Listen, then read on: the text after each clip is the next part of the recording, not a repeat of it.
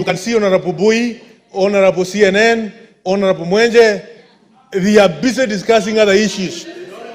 You know, and the issues of women are critical in our society.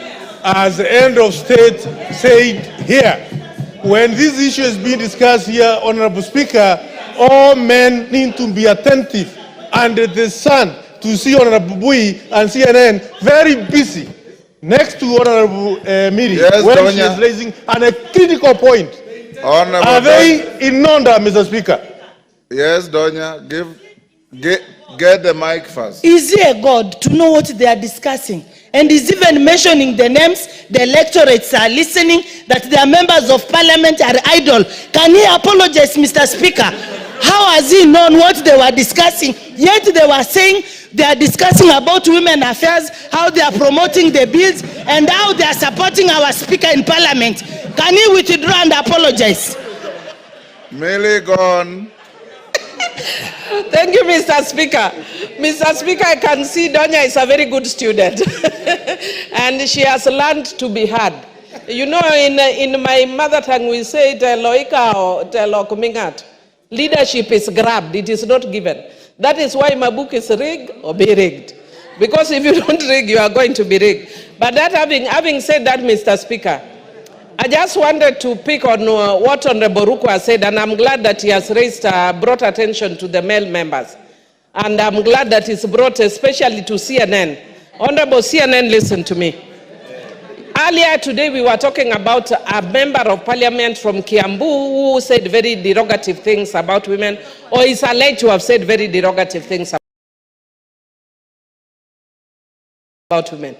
Mr. Speaker, I shared that on my page. And I hope the men in this house are listening. And don't blame women when you are not doing your roles. When I placed this on my page, Mr. Speaker, and I've also seen in the page of Honorable Mayaka, she has shared the same thing. Go and see what young men in their 20s are talking. Toxic. They are celebrating abuse of women, making women look like they are, objects, and actually allowing or encouraging abuse against women. And they are not old men. They are young men in their 20s. And we have been asking the women here that we are empowering young women. What happens to our boys? Can I empower young women, then I come and empower boys and you are in this house? The men in this house empower the boys. They are going astray. You are raising toxic people in this country. And unless, no, it is not us. I want to tell Honorable Osoro, this is a very serious issue, Mr. Order. Speaker. Unless we take this issue seriously, why would I call anybody Kadadi? But Mr. Speaker, at my age, I'm menopausal, I can't call anybody Kababa. Mr. Speaker, Mr. Speaker, the men in this house need to understand, and I'm not taking this jokingly, our boys are going astray. Yes. I had said here, and Esther even said, that during that protest, they are sending us their private parts. A boy who is young enough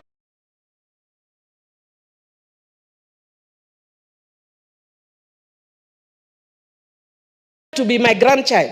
What do I do? No. But at least the girls, we are mentoring them. You mentor the boys. Our boys are going off. Thank you, Honorable Gladys. Let me stop there, Mr. Speaker. And thank you. Yeah. We'll end there on that.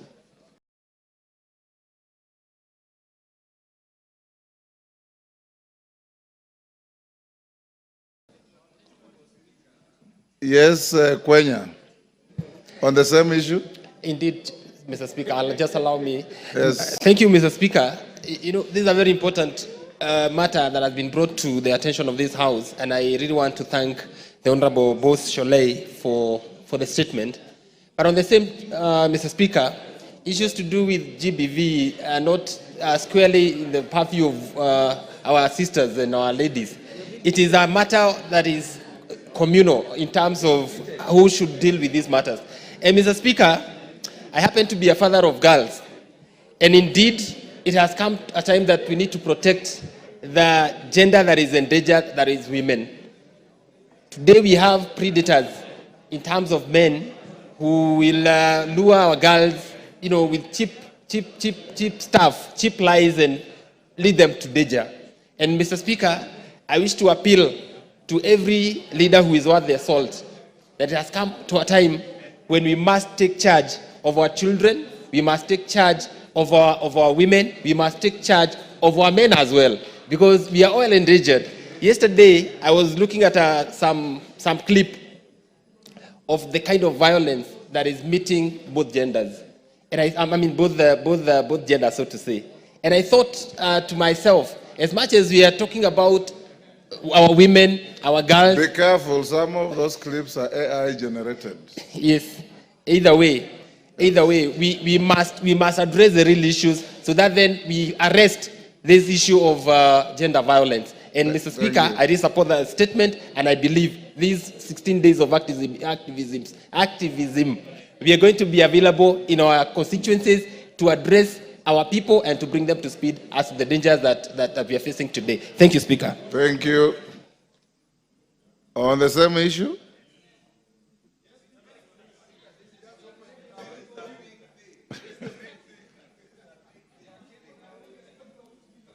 Yes, who is the member at the back? Karima Bishop? Yes. Thank you, Speaker, for giving me this opportunity. The issue before us and the issue as it pertains to our boys and girls in Kenya and gender violence as it is, it should not be separated from the religious aspect of it altogether, because Kenya as a society is mainly a religious society. Over 70% are Christians, and the other, over 25% are Muslims, and then the rest other kind of religions. Speaker, as it is, for those young men and women who attended nursery schools in their churches, they have been mentally poisoned after they left their original backgrounds. And they have become bitter because from the one go, when we and our government before multi-party, there came a time when we used to promote only girls, whereby boys became jealousy of the situation. Everywhere, up to and including Meru, there are Moi, Mau and girls, Kapropita girls, everywhere girls, everywhere girls. We forgot about the boy child. Then there came activism. When it came to activism, things were slumped on us as a society, the Kenyan society, and we forgot our culture and background, whereby boys used to protect their sisters in all aspects of life, and they used to look upon them as their young mothers and future wives, whereby each used to feel obliged to protect a girl next to him, even when we were in primary schools.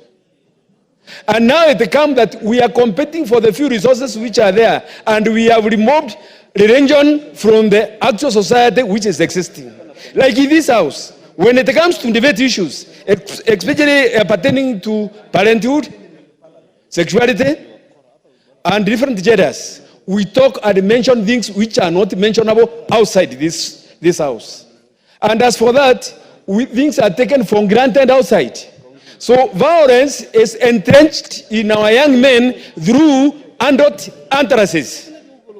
And as for that, we must come out with the policies. We must come out as leaders. Every meeting we go, every area we go, as we are advocating for SHA and any other government policies, we should be advocating for the protection of girls in our society. Without that one, always, now and then, we are going to be having damned bodies of young girls. And then the last one, we should consider what is ailing the society, that the girls are always being killed by young men and even old men. Why? The point is that there is that idea of whereby we are not trying to look at the cause of violence in a neutral way, so that at least we should advise our young men, boys and men, that girls are there to be protected. And then girls, what should be done to them? Mothers, you are not mentoring them around to be challenges to men. You should be mentoring them to be respecting one another. Out of that, the society is going to be coexisting in a peaceful way. Thank you, Mr. Speaker. Kemei, 1 minute each. Okay, thank you, Honorable Speaker. And I want to thank Honorable Pose for bringing in this statement. As we campaign against gender-based violence, I stand, Honorable Speaker, to let us know that this is a monster. As much as we are concerned with economic improvement in this country, we should be concerned more about the social. I'm saying this, Honorable Speaker, because in Kericho County, as by March 2024, cases reported of gender-based violence is 936, which is actually very high, not forgetting even the teenage pregnancies of 5,448. Honorable Speaker, there's this lady who is now in hospital. The husband almost killing her because of what? Change of 336 shillings that she's not given it out. Another one was chopped off her ears. Reason the husband said, she's not listening to me, so I have to remove the ears so that I don't know how she will now listen. Honorable Speaker, the problem that we also have is... Osoro. Thank you very much, Honorable Speaker. Honorable Speaker, I also rise to support the statement by, by the Honorable Gladys Shore, Honorable Speaker.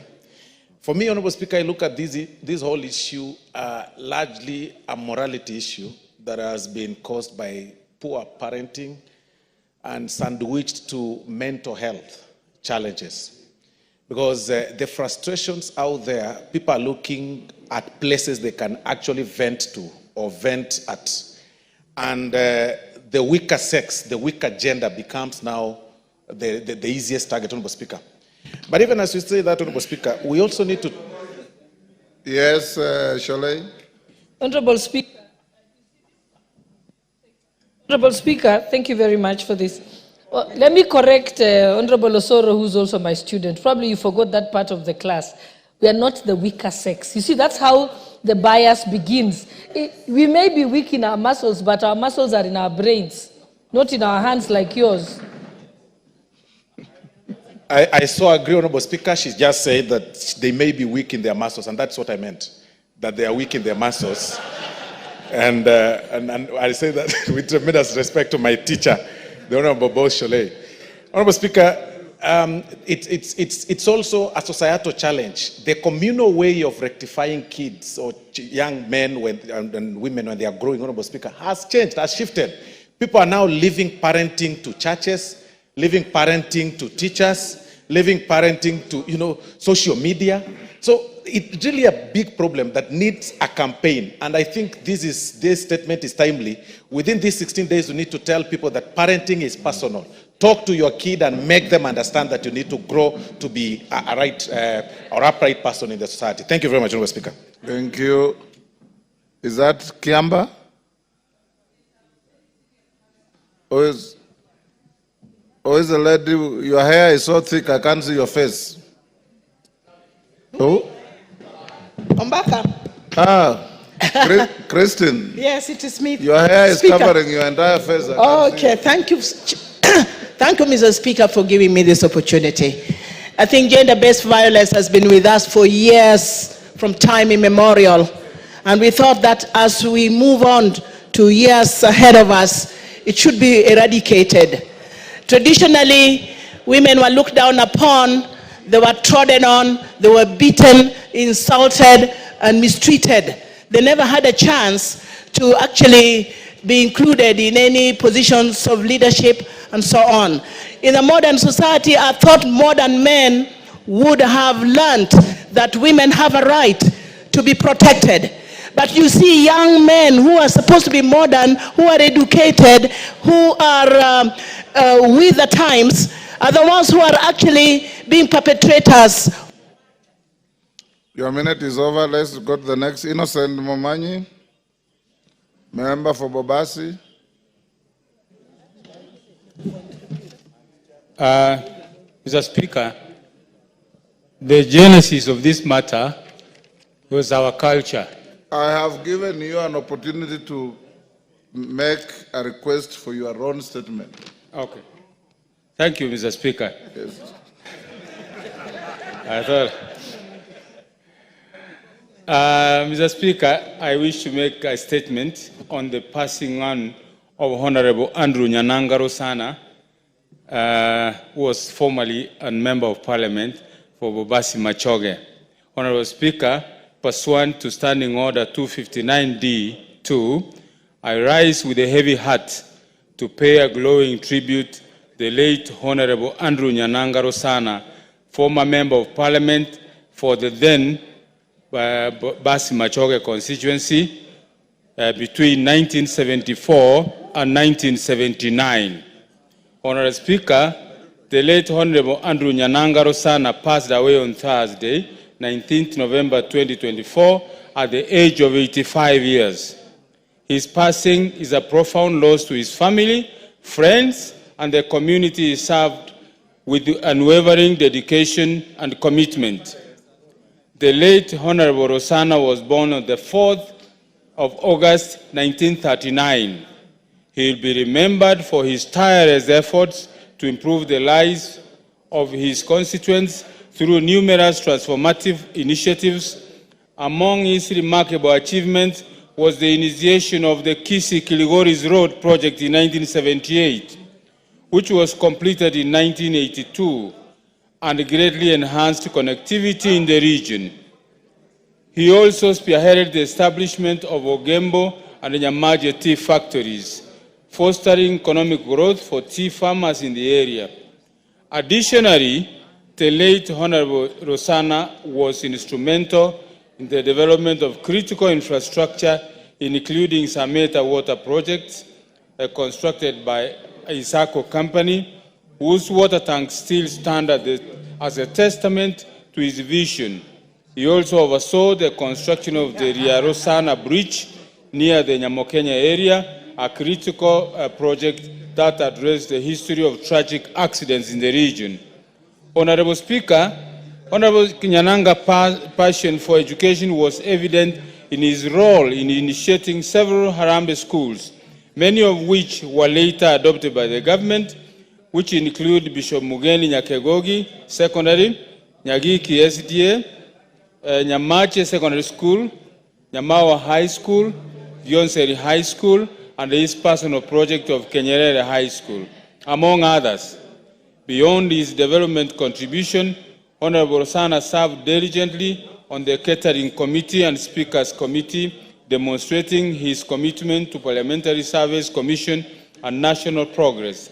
Honorable Speaker, on behalf of this House, I extend our deepest condolences to the family of the late Honorable Rosana Nyananga, his friends, the people of Bobasi and the Machoge constituency, and the entire nation. As we mourn his loss, may we draw inspiration from his extraordinary life of service and dedication to humanity. May his soul rest in eternal peace, and may his family and loved ones find comfort in the indelible legacy he leaves behind. Thank you, Mr. Speaker. And may you pass our collective condolences to the family of our departed former colleague. Honorable members, before we come back to continuation of statements, let's go to order number 8 and 9 so that we put the questions and then come back to the statements. Call out order number 8. Order number 8, motion, report of the Committee of the Whole House on the Coffee Bill, Senate Bill number 10 of 2023, question to be put and third reading. Honorable members, in the last evening sitting, the question was proposed I now put the question, which is that the House do agree with the committee in the said report. As members of that opinion say aye. Aye. Will those of the contrary opinion say nay? The ayes have it. The mover. Thank you very much, Honorable Speaker. Honorable Speaker, I beg to move that the coffee bill, Senate Bill number 10 of 2023, be now read at that time. And I also request the Honorable Dido Russell to second, Honorable Speaker. Thank you. Russell. Thank you, Mr. Speaker. I second. Thank you. Order member for Trans Nzoia. Order member for Trans Nzoia. Take your seat. Take your seat. Honorable members, I now propose the question, which is that the coffee bill, Senate Bill number 10 of 2023, be now read a third time.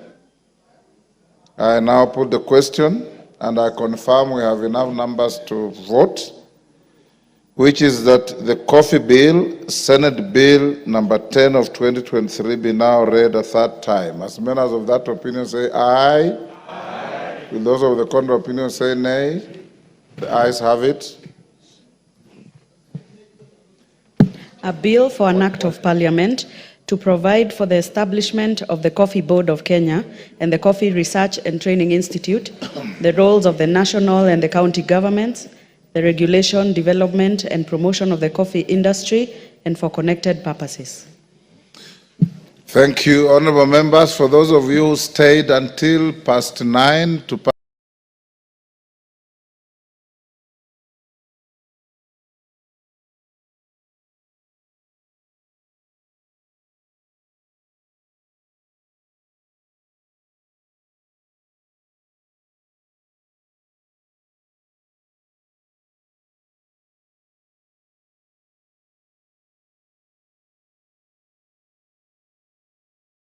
this bill.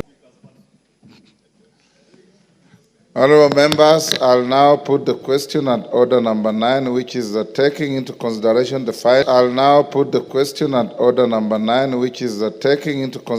findings of the Departmental Committee on Social Protection in its report on the vetting of nominees for appointment as chairperson and as members of the National Gender and Equality Commission, laid on the table of the House on Tuesday, 26 November 2024, and pursuant to Article 250 of the Constitution, Section 11(7) of the National Gender and Equality Act, Cap 7K, and Section 3 and 8 of the Public Appointments Parliamentary Approval Act, Cap 7F, this House approves the appointment of the following persons to the National Gender and Equality Commission. 1, Honorable Rehema Dida Jaldesa, Chairperson, and 2, Michael Nzomo Mbithuka, Member. As members of that opinion say aye. Aye. Will those of the contrary opinion say nay? The ayes have it. Call out also order number 10, Majority Leader, you let it be called out first. Order number 10, special motion, consideration of nominees for appointment to the Salaries and Remuneration Commission.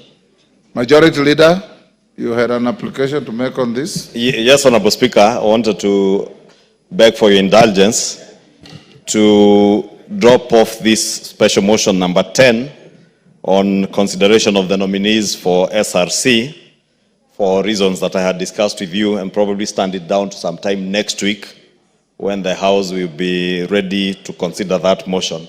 And therefore, beg your indulgence that we do drop that order number 10, or rather stand it down to sometime next week, as the House business may allocate time next week, whichever day they allocate us next week. You are indulged, and the matter will appear before House Business Committee on Monday at midday for further consideration. Let's go back to statements. Samuel Parashina. Thank you, Mr. Member for Kajiado South. Thank you, Mr. Speaker. I stand for a request for a statement regarding theft of a safe box belonging to Imbirikani Group Branch in Kajiado South Sub-County.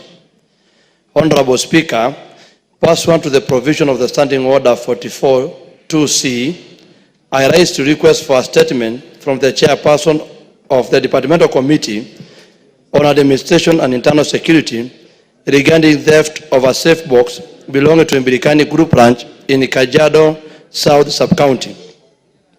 Honorable Speaker, the Imbirikani Group Branch, located in the western part of Kajiado South constituency, was established in 1968 primarily to facilitate the transfer of ownership of Maasai lands from communal to private group property.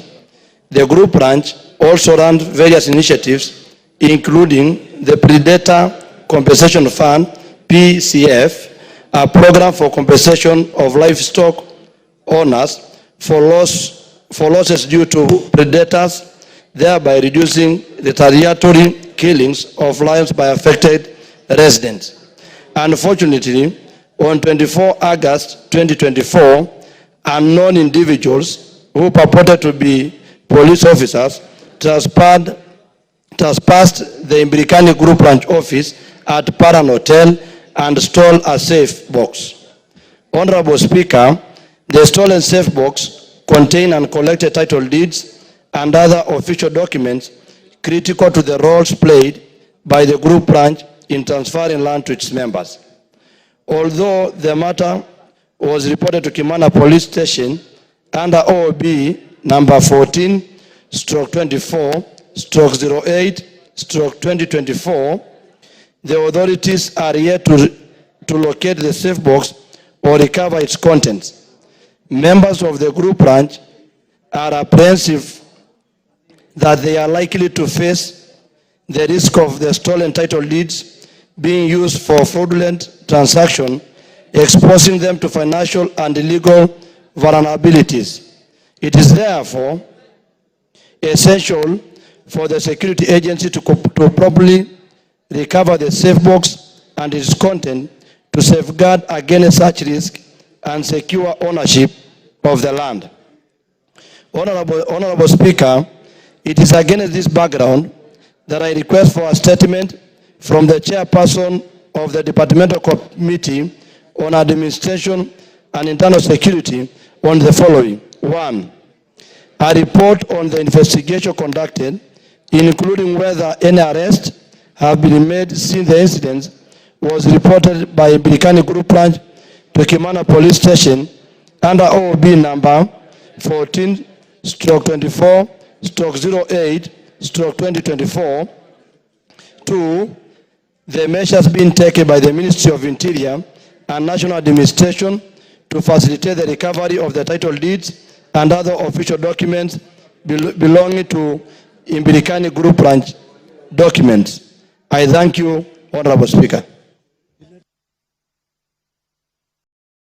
Security. Russell, you are the Vice Chair. Yes, Mr. Speaker. Are you able to bring a response before we... Mr. Speaker, the committee is sitting tomorrow at 1000 hours. Okay. I want Honorable Parashina to appear before the committee because it is about the interest of the people, which cannot wait until maybe February. So for that reason, on our own motion, we will try to pursue it. If you don't respond by Friday, the question will collapse unless it's asked again when we resume. So, Honorable Parashina, appear before the committee tomorrow at 10. Thank you, Mr. Speaker. To prosecute your... I will. Thank you, Mr. Speaker. Do you want to be informed, Parashina, by the Deputy Speaker?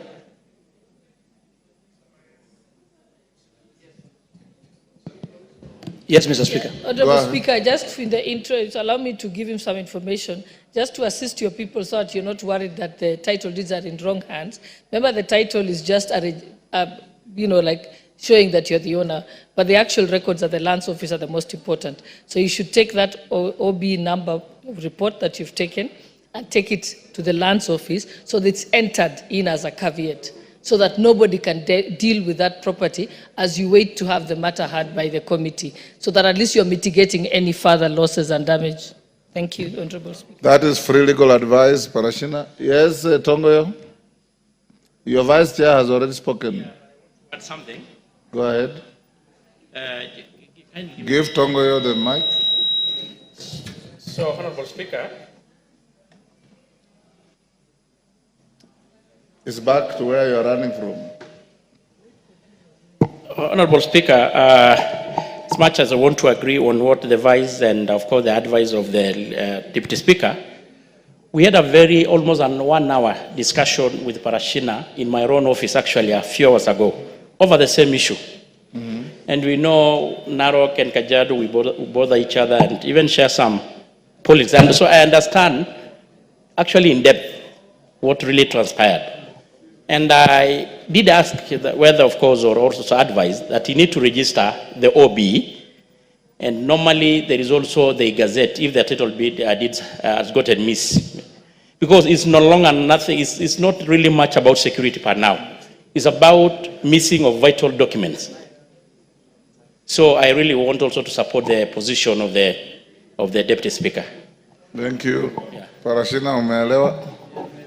Okay. Next, Mark Mwenje. Yes, Parashina. Yeah. Something, sorry, yes, Mr. Speaker. Sir. Yeah, I agree with the advice given by Deputy Speaker, and I'll do that.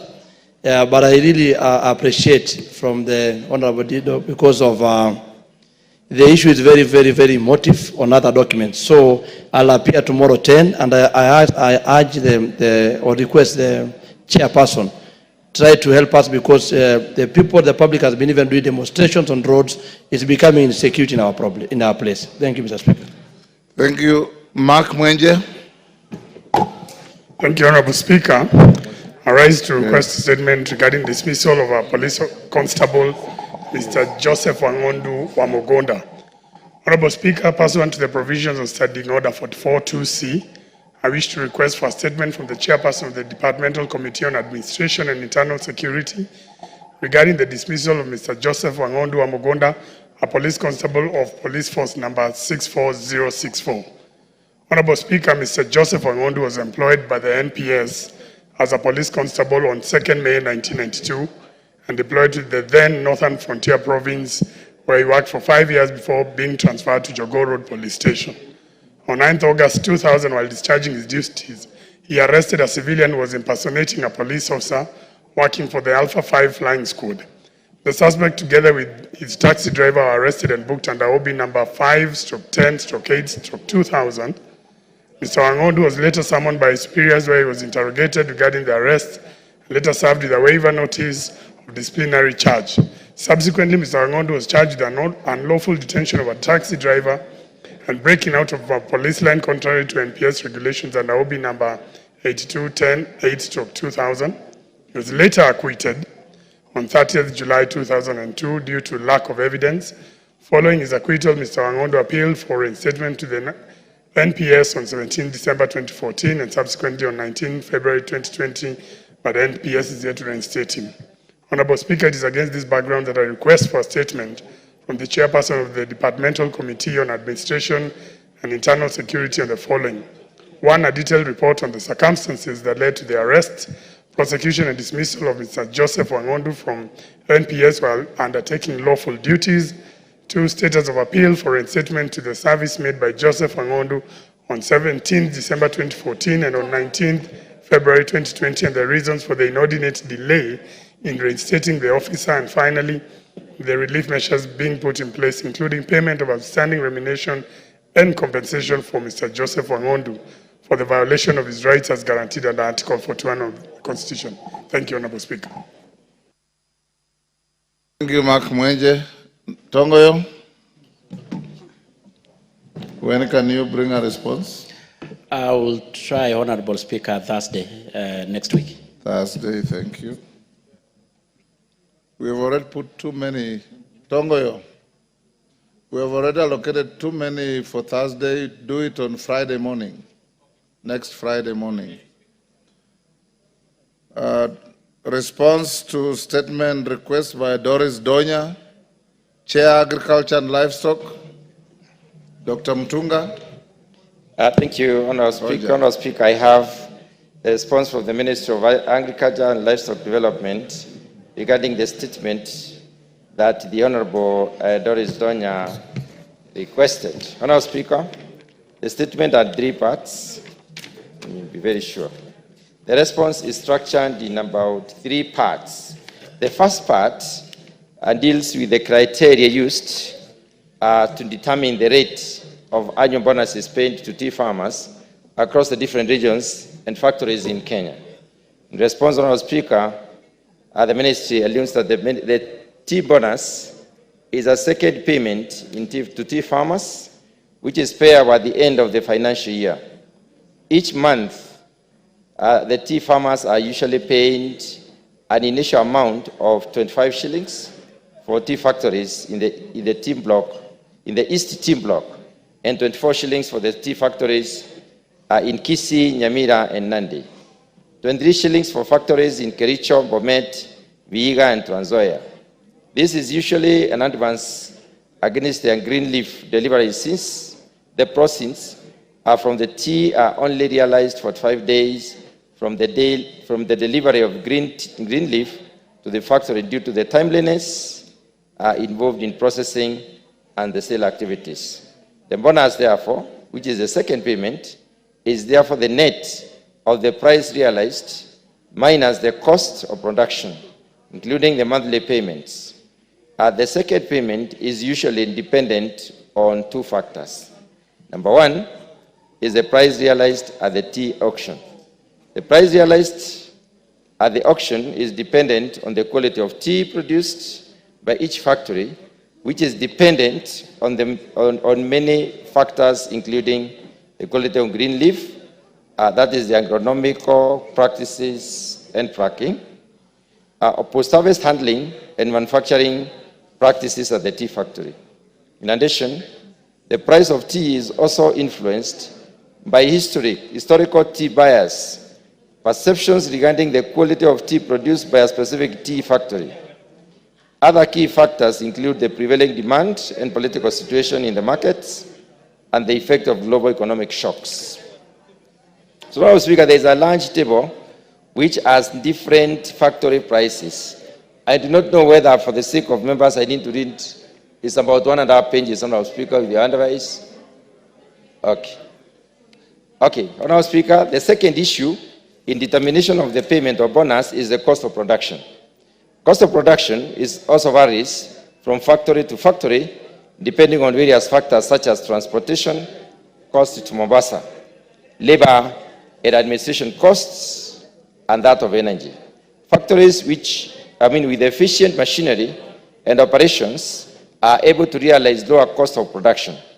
This means that a factory which realizes a lower price and has a relatively higher cost of production will end up with lower net income and will therefore pay less bonus to the farmers. The third issue is the process involved in bonus determination. The tea bonus is usually calculated at the end of each financial year after all revenue and costs have been determined, financial statements prepared and audited by an external auditor. The financial statements are then presented to the factory boards for approval together with the proposed rate of bonus, subsequent to which the directors disseminate the same to the factory shareholders or growers. The second issue, in responding to the statement, is on the reasons behind the significant variations in bonus payment to tea farmers in the country. The response goes as follows. The disparities in bonus payment between different factories in the country is determined by the price realized at the tea auction and the cost of production. A summary of the bonuses paid in the year 2023-24 compared to the 2022-23 is shown in this table. And, Mr. Honourable Speaker, I'll just give the average or the summaries. According to East Block, the first 4 factories, which are basically in Kiambu, are paid an average of, in the year 2023-24, they were paid 73 shillings per kilogram. And then the factories in, and if the previous year they were paying 62.7 shillings per kilogram. Factories in Muranga were paying an average of 81.5 shillings this year and 64.3 last year. Factories in Kirinyaga, factories in Nyeri were paid an average of 74 shillings and 40 cents this year and 64 shillings and 30 cents last year. Factories in Kirinyaga were paid an average of 77 shillings and 10 cents this year and 65 shillings and 50 cents last year. Factories in Embu were paid 84 shillings and 20 cents this year and 64 shillings and 20 cents last year. And factories in Meru were paid 76 shillings and 80 cents last year and 67 shillings this year they were paying 76 shillings and 80 cents, and last year they were paying 67 shillings. So East Block averages were such that the factories in East Block were paying an average of 78 shillings and 10 cents this year and 64 shillings and 80 cents last year. In Kericho County, last year they were paid 55 shillings and 10 cents, and this year 54 shillings and 90 cents. Factories in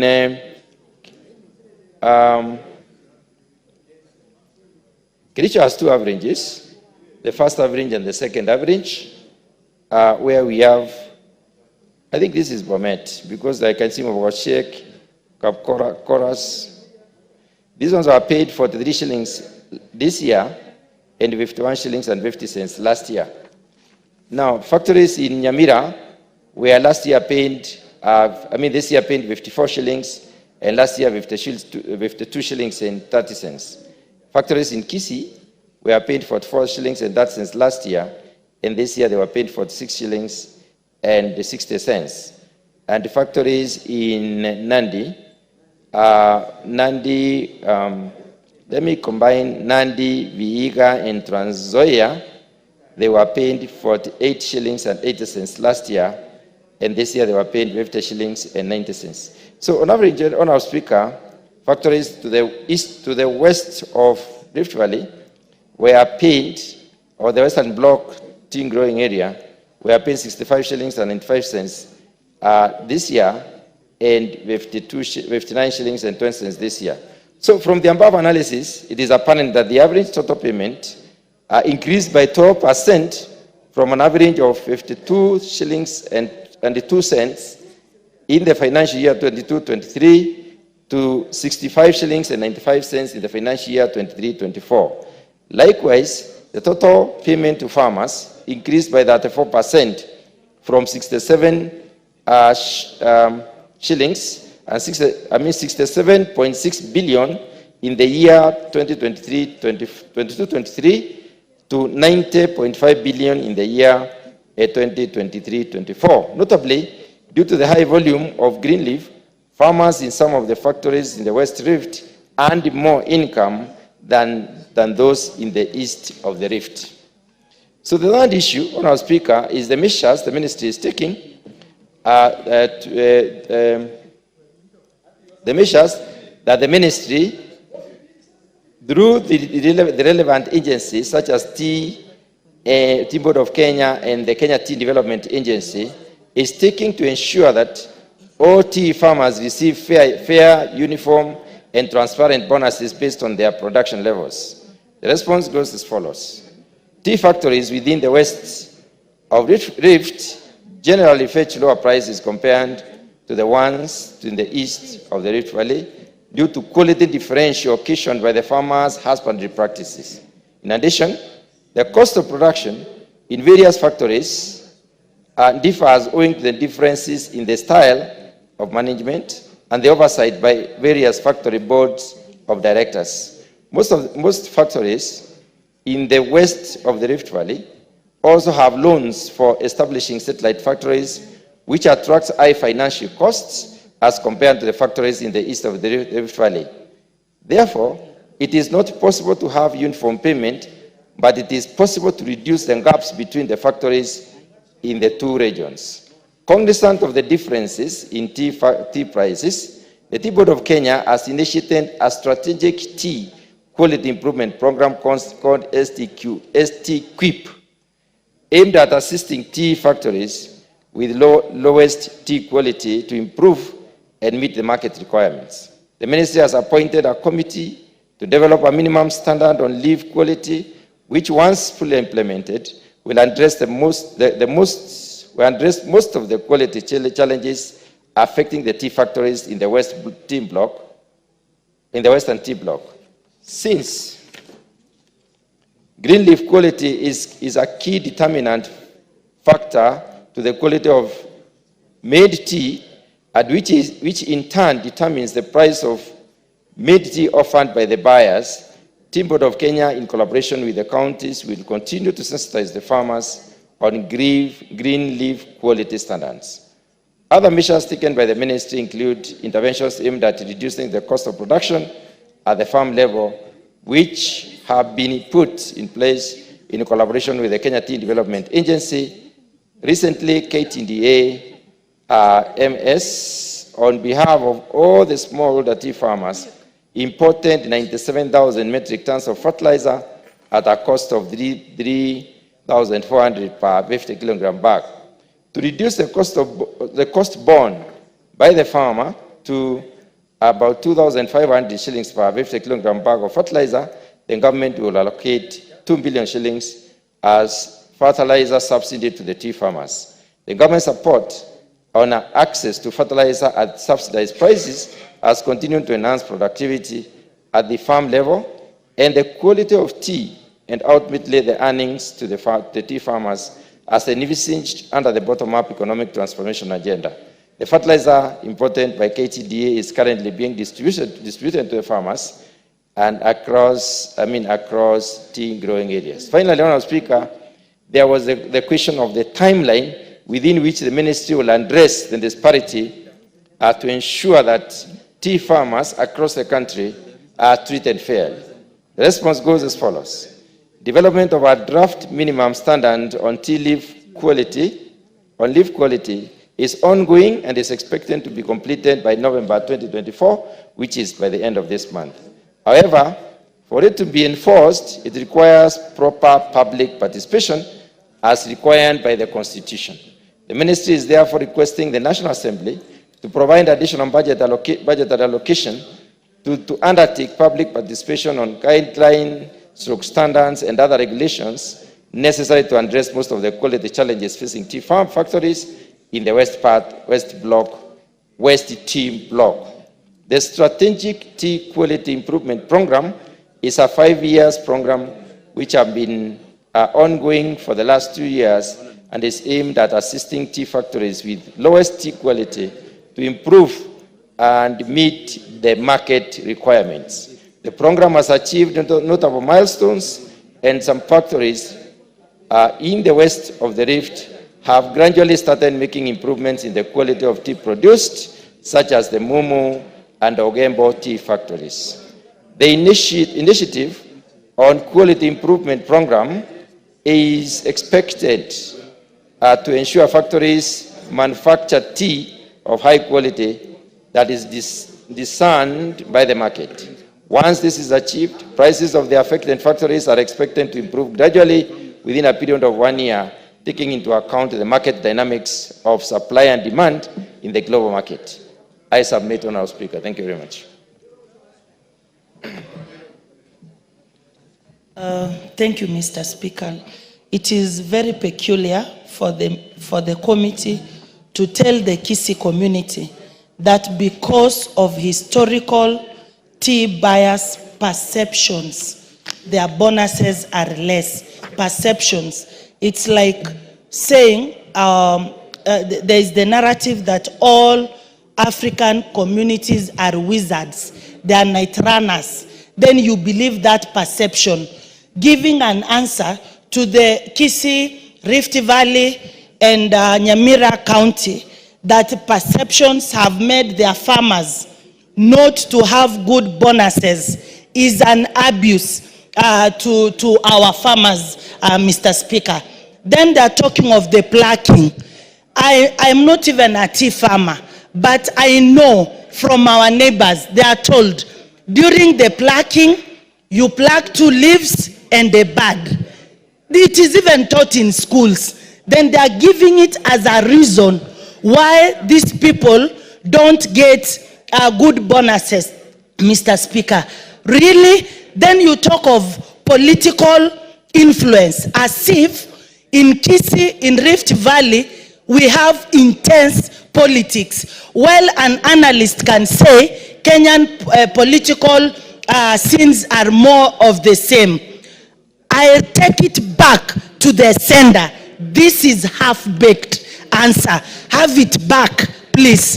It's not making any sense. Historical perceptions, that is what you are telling Kisii farmers. Really? No. Back to the sender. Tunga, RTS. Yes, Honorable Speaker, I will do the needful. But even as I do that, Honorable Speaker, I think it is important for the Honorable Member to realize that What it is you not... do, Mutunga, what you'll do, even listening to you, the answer raises more questions than answers. It doesn't make a lot of sense even to the speaker. Even I saw from your body language, you didn't seem to be convinced with what you are reading. Go back to the ministry and ask them to give you a better explanation. I will do exactly that. Tea grown in the east of the Rift Valley and the west of the Rift Valley is Kenyan tea. And those explanations are not plausible. They are created by some bias that you need to address. Yeah, Honorable Speaker, I'll do that. Yes. Yeah. Thank you. Yes, Kaluma. Speaker, thank you. Honorable Kwenya Thuku has gone with my card, leaving his here instead. Yes. But, thank you. Chair, this matter is not just limited to tea, but it cuts around all our cash crops. You go to coffee, you go to rice, even in terms of rice, the prices are varied across the country. So that what is happening is that people currently take rice cheaply from farmers in Homa Bay, for instance, at Oluch Kimira, and they go and sell them to the bulk handlers in the areas where the prices are high. I want to agree and emphasize the Speaker that as he goes back, we are looking at the major issue of harmonization of the prices and equality of treatment of all our farmers so that the produce are not just being shuffled by middlemen, but actually benefits all Kenyans equally. Thank you. Sigay. Mr. Speaker, thank you very much, Mr. Speaker, for this opportunity. I am rising here as a tea farmer, a very small scale tea farm. Mr. Speaker, the statement given by the chair is below average, Mr. Speaker. Because what he's doing is giving the answer from KTDA. That's a script from KTDA. Mr. Speaker, I take my tea to Kapkatet and Mogoshek. We got 20 shillings as tea bonus in Mogoshek. And then somebody gets 56, 60 shillings in the eastern side. There is no justification whatsoever. And our people from the West have had a very low deal for a long time. We need some serious answer to tea farmers. Mr. Speaker, the issue, even one issue of tea tasting. Chair, Mr. Speaker, where somebody is tasting by mouth in the auction in Mombasa. And then he tells us that's high quality. We want a serious technological approach on how to taste tea. Mr. Speaker, we have a lot of problems. Our farmers are toiling They go to the farm very early in the morning. They are rained on. And then they get a road deal. Mr. Speaker, we can't accept. There must be an answer. We have a big problem, and my people are suffering in Sotik. And Chair, we need a better answer. If need be, Mr. Speaker, we need to probe. Get a probe of what's happening in KTDA. Otherwise, we'll continue suffering, and we cannot allow this thing to continue. Our people have been given a road deal. And Chair, I agree with my colleague there, that the answer should be thrown out. Thank you, Mr. Speaker. Kunji. Thank you, Honorable Speaker. First, I would like to say that I come from Embu, and we have 3 factories that have always been ranked as among the factories producing among the best tea. Honorable Speaker, in the world we are in, quality really matters.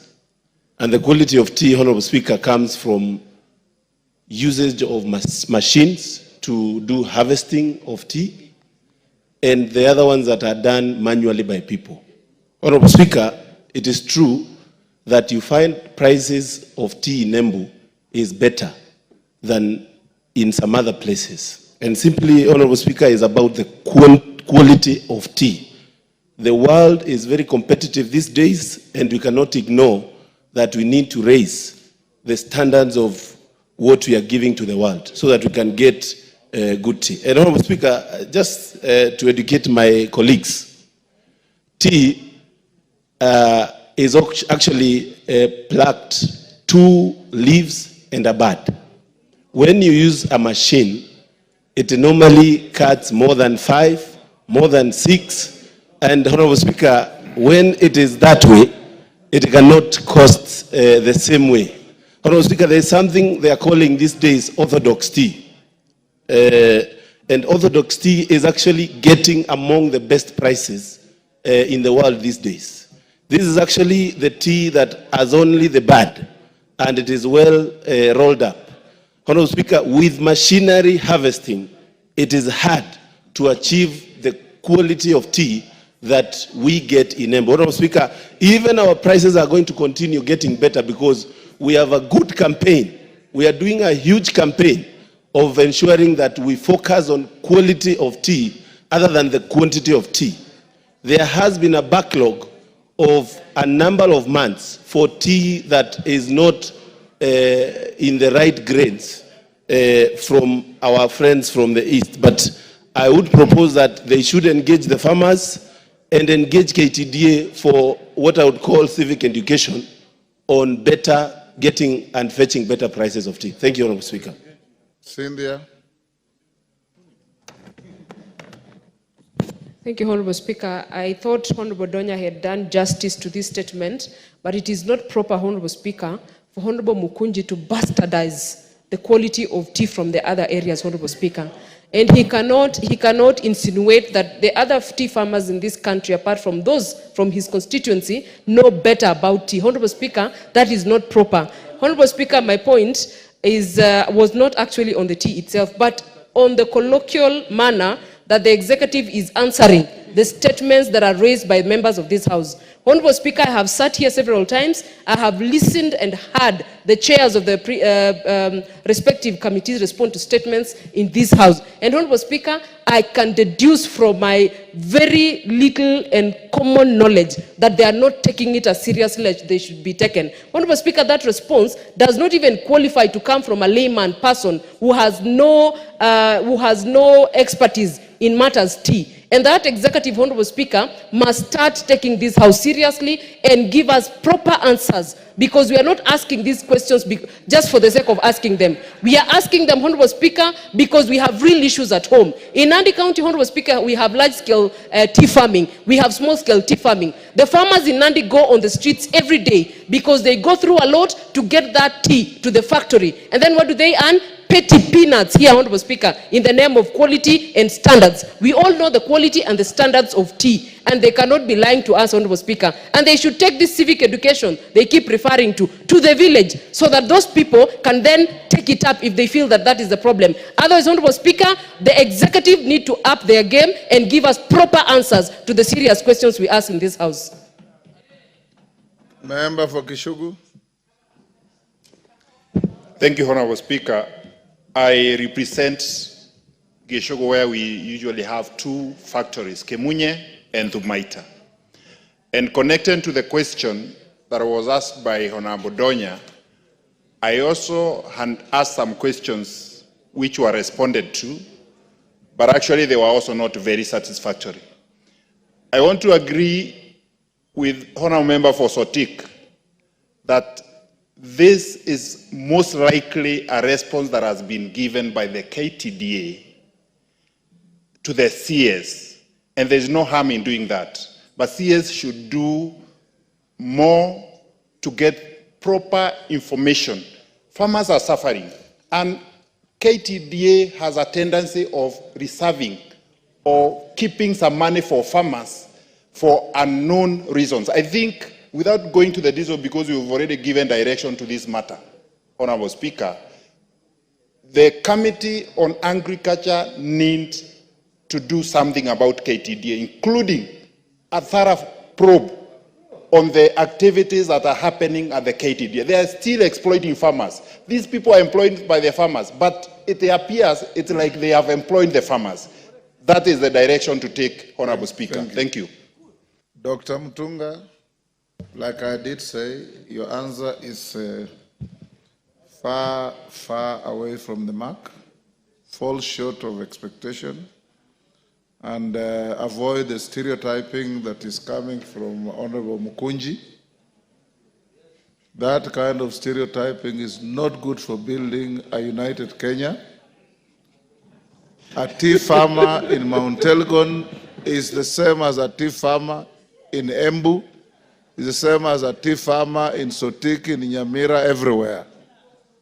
Find a way, Dr. Mutunga, and I know how thorough you are, to create equity, fairness, and just returns for every farmer. And don't fall into the trap of Mukunji's stereotyping. And next, yes, I'll come to you, Honorable Ruku. Brighton Yagon, is he here? Yes, Mutunga? Speaker, I have another response for the Honorable Brighton Yagon, He's which not I wish here. to lay on the table of the House. Just lay it on the table. Thank He's you. not here. Karemba, what is it? Honorable Speaker, I just desire that you give me a moment to discuss about the tea, because I am a member of parliament from a tea growing constituency. We have crossed that Rubicon. By your powers, Honorable Speaker. We have crossed the Rubicon. The judge has made a decision and dropped the gavel. Yes, Ruku? Honorable Speaker. Honorable Ruku. Thank you, Honorable Speaker, for this opportunity. On 18th of September, I requested for a statement to the committee, Health Committee, on the status of payment of the last expense and death gratuity to the survivors and beneficiaries of the National Health Insurance Fund and Public Service Superannuation Scheme. The chairman of the departmental committee, Health Departmental Committee, agreed to give a report within 2 weeks. Hold the Dr. Sorry, Ruku. Because he is a regular attendant, he's not here. I would prefer that you raise your issue when he's here so that he can give you a response. But if you want it to go unanswered and he reads, I have no problem. If you want to raise it in his presence, we can do that tomorrow morning. You'll get a better response when you raise in his presence. And he's one of our most regular members. Much obliged, Mr. Speaker. Milemba. Thank you, Honorable Speaker, for this chance. Honorable Speaker, this House has severally stood for the Kenyans and many sectors in Kenya, including the teachers severally. Honorable Speaker, education is a very enormous sector. And Honorable Speaker, we want to thank the President for 56,000 teachers and now 20,000 interns, which will go to 76,000. But then, Honorable Speaker, I also want to thank this House because it did allocate about 1 billion, though small, for promotion of teachers. And Honorable Speaker, those promotion chances have been already advertised. Honorable Speaker, there is a circular from the Ministry of Finance or the Treasury CS, which has actually directed the Teacher Service Commission not to use funds which are within the commission itself. These funds, Honorable Speaker, arise because of the fact that we have teachers who often leave the profession through to natural attrition, death, retirement, resigning, and those who leave the profession and many other ways. And usually these funds are put together and used to promote teachers or even employ new teachers given the needs in education, the high shortage of teachers that we have in the country, and also the interest of education itself, which is a sector that we are all the time guarding.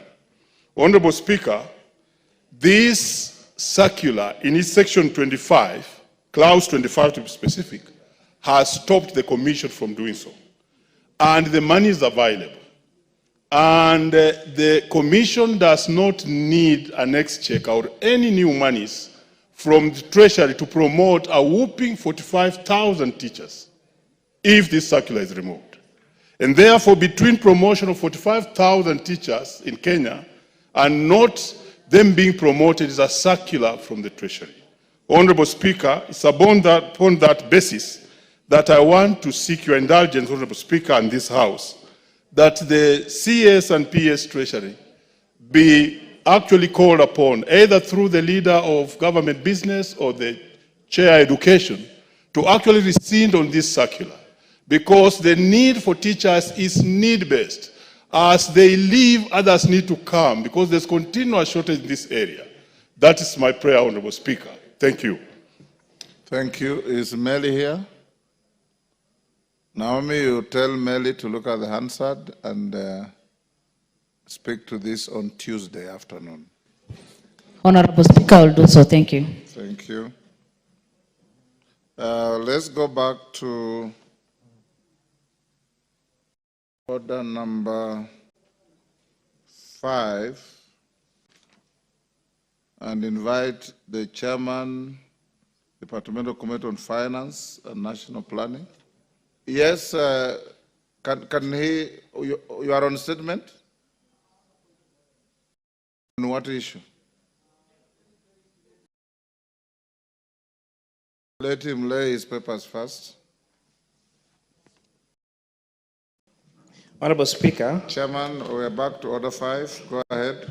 Yes, Honorable Speaker, I beg to lay the following papers on the table of the House today, Wednesday, the 27th of November, 2024.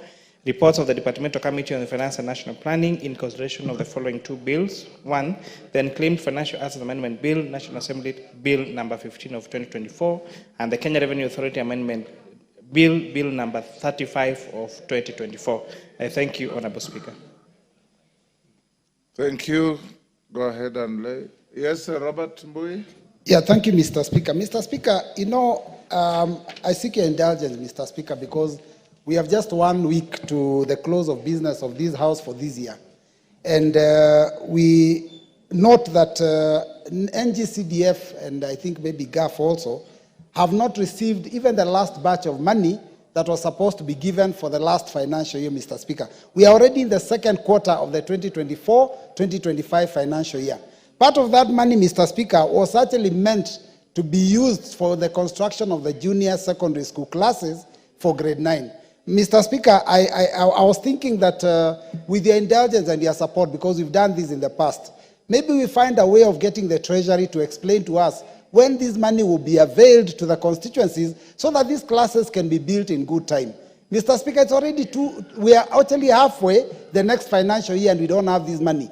And Mr. Speaker, I know in the next 1 week or so, we'll be discussing other revenue-raising measures.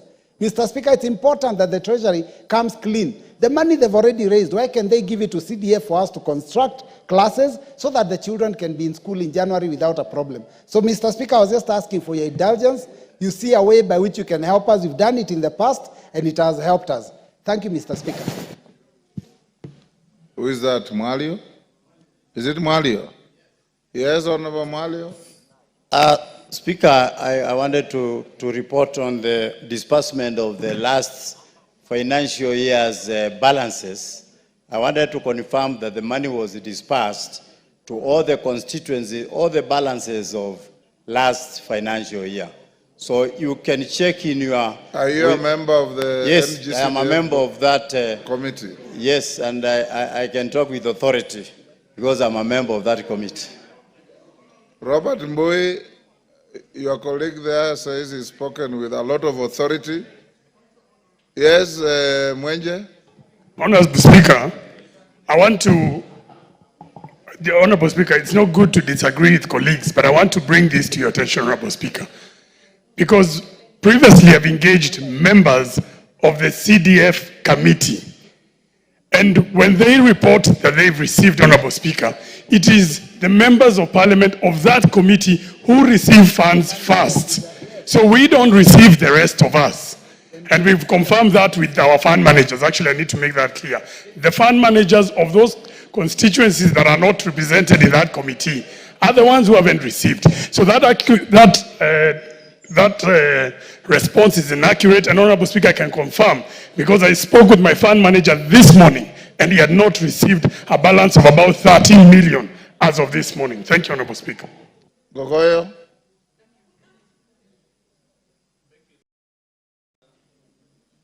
Thank you, Mr. Speaker. Mr. Speaker, for the interest of members that have not received, like myself, Kajiado North lacks 33 million, and up to this morning, I can confirm we have not received those monies.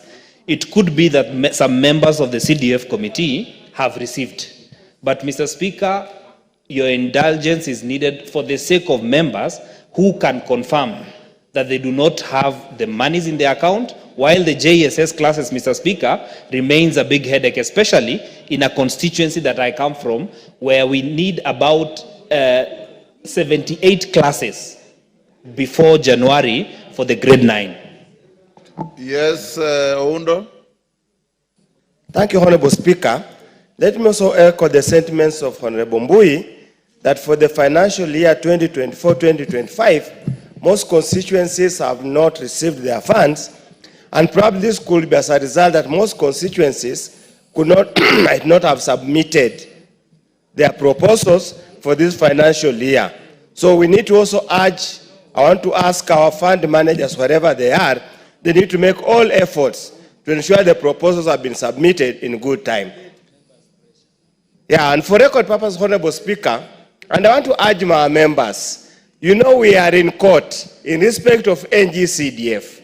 At any given time, let's try to dissociate ourselves and talk about I have not received, we have not received, so that we remove this perception in the general public that CDF is an MP's money. It's good. It's good for the public to understand that we are just merely oversight, and we provide oversight, nothing else. And I want to confirm, Honorable Speaker, I've just spoken to the fund accounts manager for Funyula constituency, and he has confirmed the balance for financial year 2023-2024 was received early this week. So it's just a matter of efficiency of the fund accounts manager, which we as oversight members through the CDFC committees needs to put emphasis, ensure that the reports are accurate and updated. Thank you, Honorable Speaker. Ferdinand Wanyonyi, on the same issue? No, it's the same issue. I think I want to confirm that I've just talked to my constituency manager. Mr. Speaker, I think you better just help us to get this money. We are going for a long recess, and without CDF money on the account, I think we're going to have problems. So I request that maybe you get involved yourself, assist us get the CDF, so they can be able to move. Because we are going to do nothing at home without CDF. And there are so many projects. Honorable Mwalio, you purported to speak with authority. Has money been received by every constituency? Speaker, I'm talking of 23-24 balances. All the money was wired by the Treasury to the board's account. And the money was wired last week to all the constituency, all the balances. So some of them, maybe if your proposal did not pass all of it, that's why you cannot receive the money. But also, 24-25, I'm not talking about 24-25. I'm talking about 23-24 financial year. All the balances are with the board.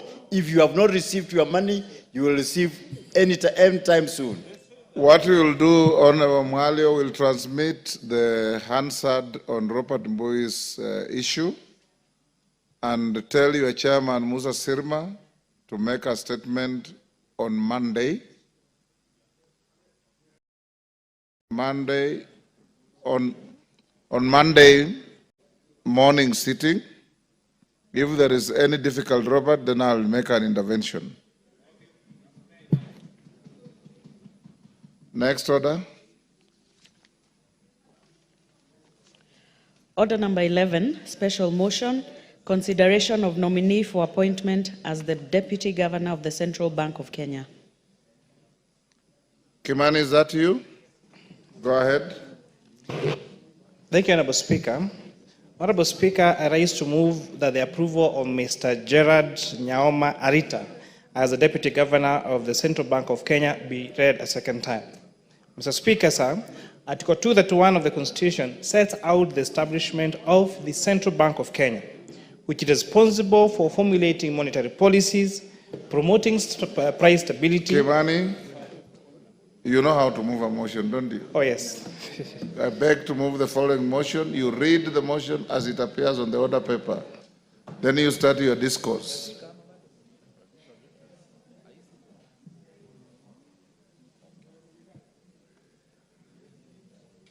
My apologies, Honorable Speaker.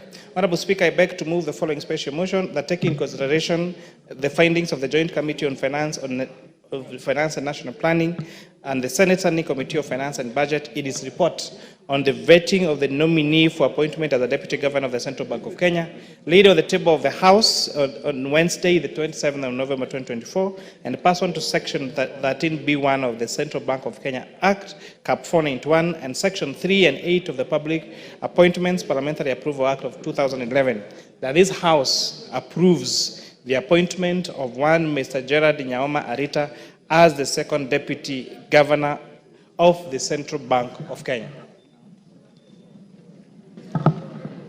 So, Honorable Speaker, I raise to move that the approval of Mr. Gerard Nyaoma Arita as be approved by this House as the Deputy Governor of the Central Bank of Kenya.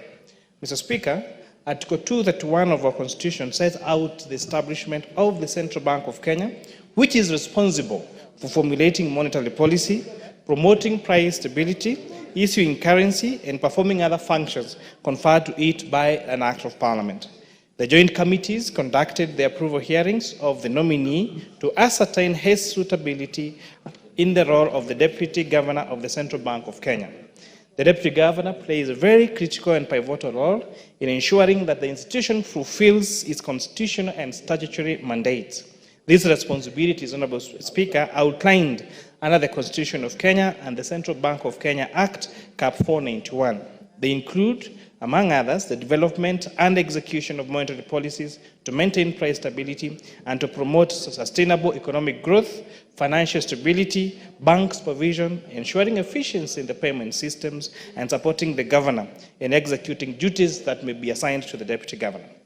In determining the nominee suitability, the committee considered the provisions on leadership and integrity as outlined in Chapter 6 of our Constitution.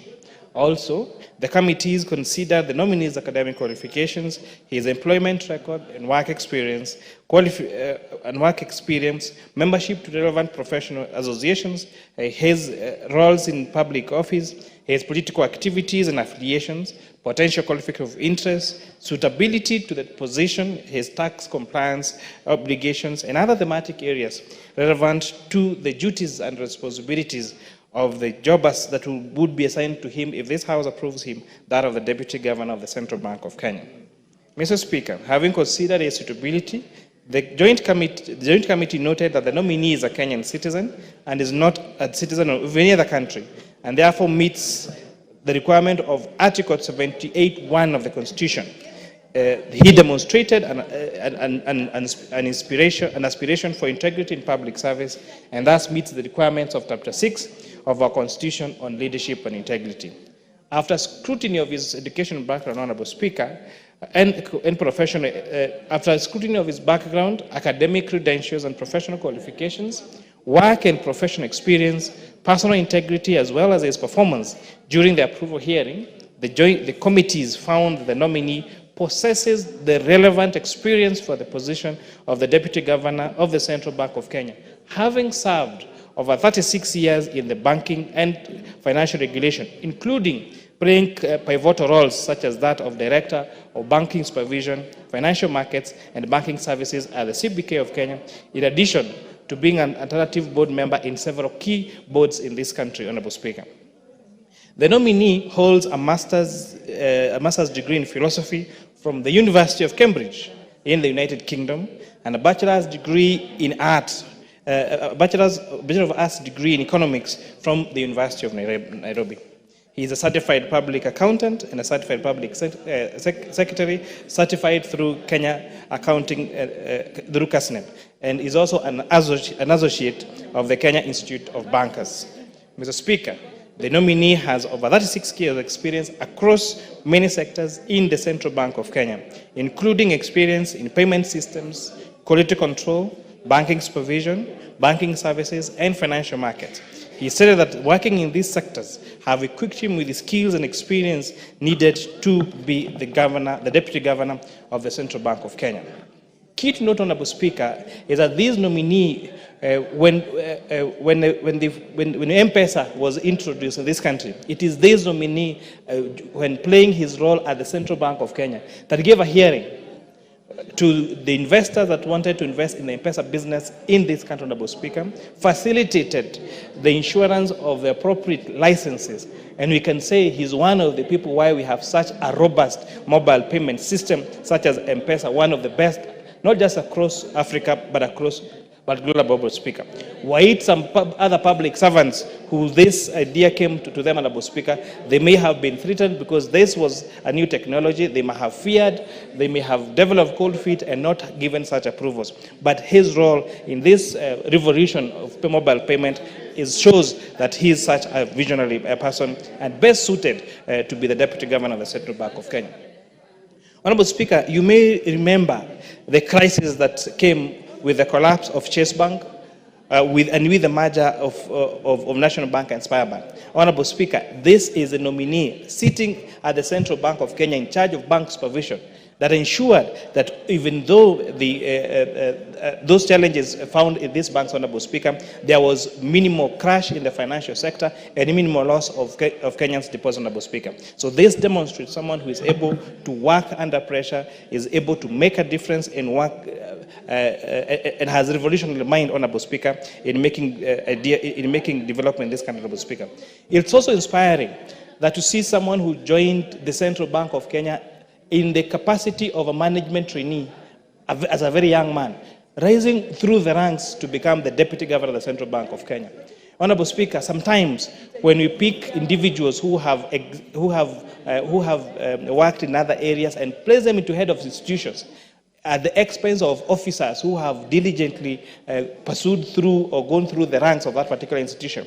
Although it's good to bring diversity to an institution, but sometimes it demoralizes professionals in that particular institution that have worked hard and risen up the ranks, Honorable Speaker. So this is a clear demonstration that Kenyan systems work, that you can be employed as a young person and rise all the way up to become the position of the Deputy Speaker of the Republic, the Deputy Governor of the Central Bank of Kenya.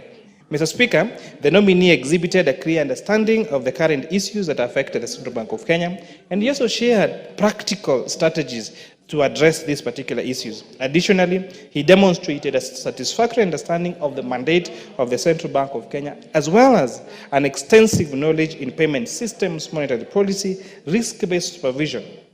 Additionally, Speaker, the nominee emphasized adaptive regulated frameworks for emerging technologies like fintech, matters of digital currency, virtual assets, cryptocurrency, and blockchain technology, Speaker, and advocated for robust internal controls to prevent financial fraud. He also highlighted strategies to ensure effective monetary policy implementation and address challenges such as high non-performing loans in banks.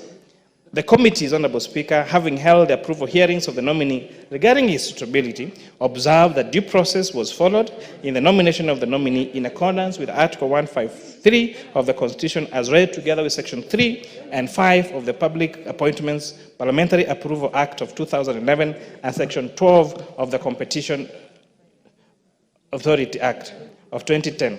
Honorable Speaker, the Joint Committee therefore recommends that this Honorable House approves the nomination of Mr. Gerard Nyaoma Arita as the Deputy Governor of the Central Bank of Kenya. Mr. Speaker, sir, it is therefore against this background that the approval of Mr. Gerard Arita is therefore before this Honorable House for consideration and adoption of the report by the Joint Committee of Finance and National Planning and the Standing Committee of Finance and Budget, that of the Senate. Honorable Speaker, I beg to move.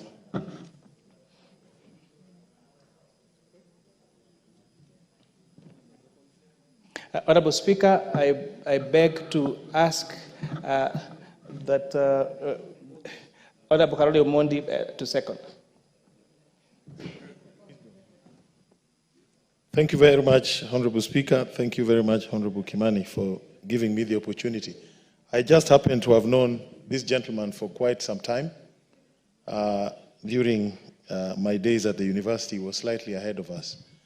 I think Gerald exhibits all the qualities that are required for a deputy central bank governor, especially at this particular time in the history of our country. If you look at his academic record, he had a first class in economics at the University of Nairobi. At the University of Nairobi.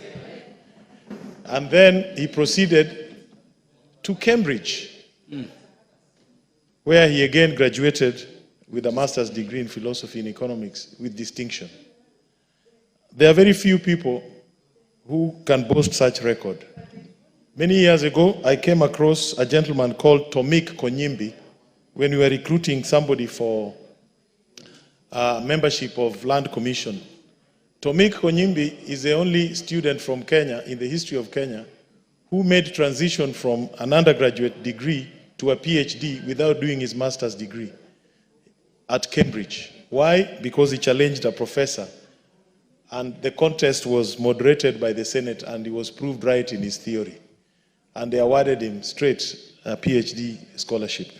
Nyaoma Arita has what we call deep domain knowledge of the central banking environment in this country.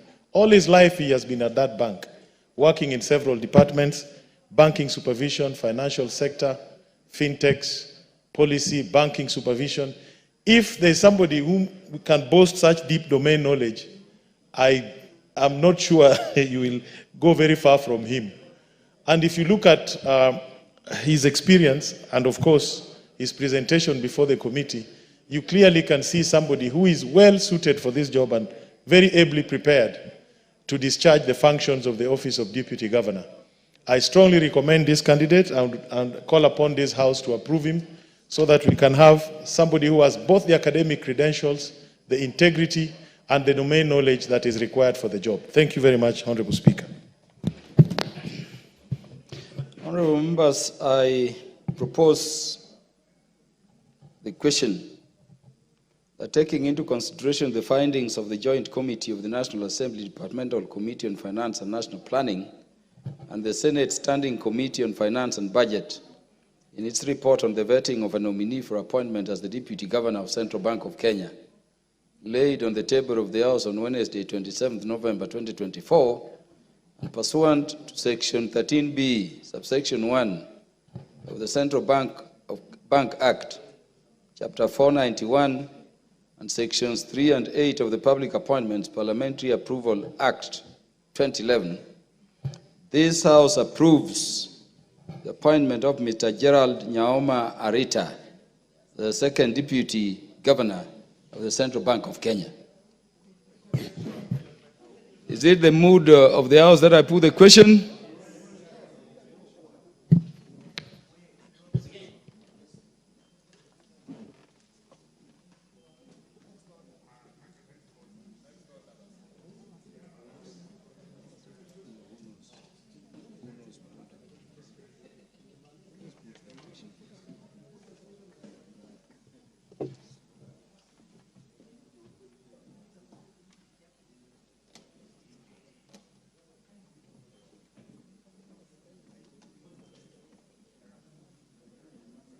Instructions are to ensure we complete these things up to committee. So who knows, we don't have. Who knows?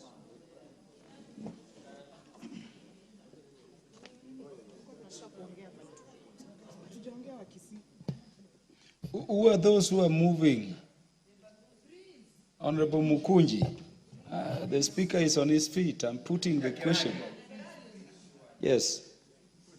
Honorable members, I put the question that taking into consideration the findings of the Joint Committee of the National Assembly Departmental Committee on Finance and National Planning and the Senate Standing Committee on the Finance and Budget in its report on the vetting of a nominee for appointment as the Deputy Governor of Central Bank of Kenya, laid on the table of the House on Wednesday, 27th November 2024, and pursuant to Section 13B, subsection 1 of the Central Bank Act, Chapter 491 of the Laws of Kenya, and Sections 3 and 8 of the Public Appointments Parliamentary Approval Act of 2011, this House approves the appointment of Mr. Gerald Nyaoma Arita as the second Deputy Governor of the Central Bank of Kenya. Will as many as are of that opinion say aye? Will as many as are of a contrary opinion say nay? The ayes have it. Next order. Order number 12, the Public Finance Management Amendment number 3 Bill, National Assembly Bill number 44 of 2024, second reading. Mover. The mover of the Public Finance Management Amendment. Yeah, Dr. Naomi Wako.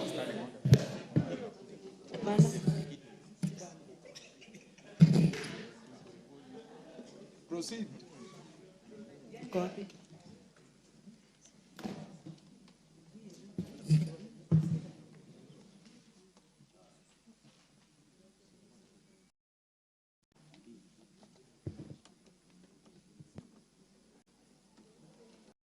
Dr. Naomi Wako, proceed.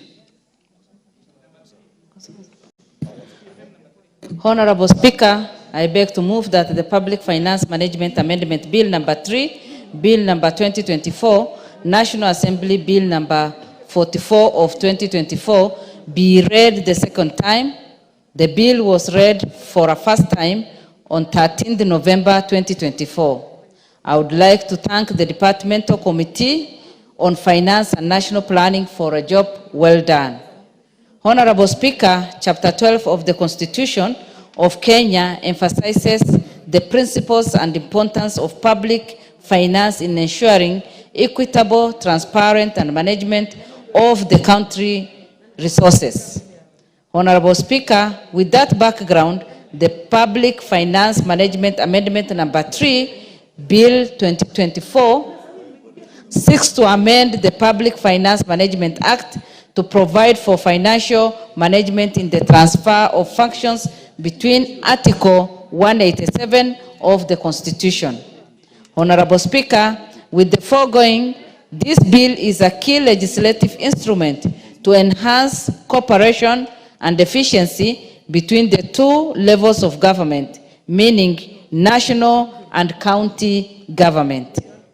Honorable Speaker, Clause 2 of the bill seeks to amend its principal act by inserting the following new part immediately after Section 183. This provides for the definition of county government, linked cooperation, and invest. 186A in this part, unless the context otherwise requires, transfer agreement means the agreement on transfer or delegation of powers, functions, or competencies as provided for under Section 26 of the Intergovernmental Relations Act. It speaks to the agreement on transfer or delegations of power, functions, or competencies. 186B, this part applies to transfer of functions as provided under Article 187 of the Constitution, transfer of functions and powers between levels of government, and Section 24 to 26 of the Intergovernmental Relations Act. 24, transfers and delegations of powers, functions, and competency, and 25, principles of transfer or delegations of powers, functions, and competency, and 26, agreement on transfer or delegation of powers, function, or competency. Honorable Speaker, members will agree with me that this is undoubtedly an essential aspect of devolution. 186C, this amendment applies to financing transferred functions.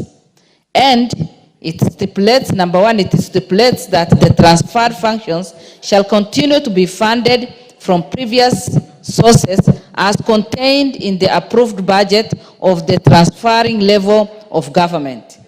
Number 2A-B applies where there is need for additional financial resources for a transferred function. And number 3, it outlines the process of approval and disbursement of the additional financing resources in subsection 2 in the transfer of agreement between the two levels of government. Honorable Speaker, this protects against potential financing gap during the transfer process and guarantees the continuous provision and uninterrupted services for citizens during such transition. Again, 186D, this amendment addresses the cost of transferred functions. And number 1, it stipulates that the cost of the transferred functions as shall be based on the costing framework provided in the national and county government budget manuals. Number 2, it provides that the cost of transferred functions as determined under subsection 1 shall form the basis for the additional financial resources for the transferred functions. Number 3A-B addresses the additional financial resources for transferred functions in the case of county government and in the national government, clearly specifying appropriations in aid, additional allocation, and proceeds from loans and grants.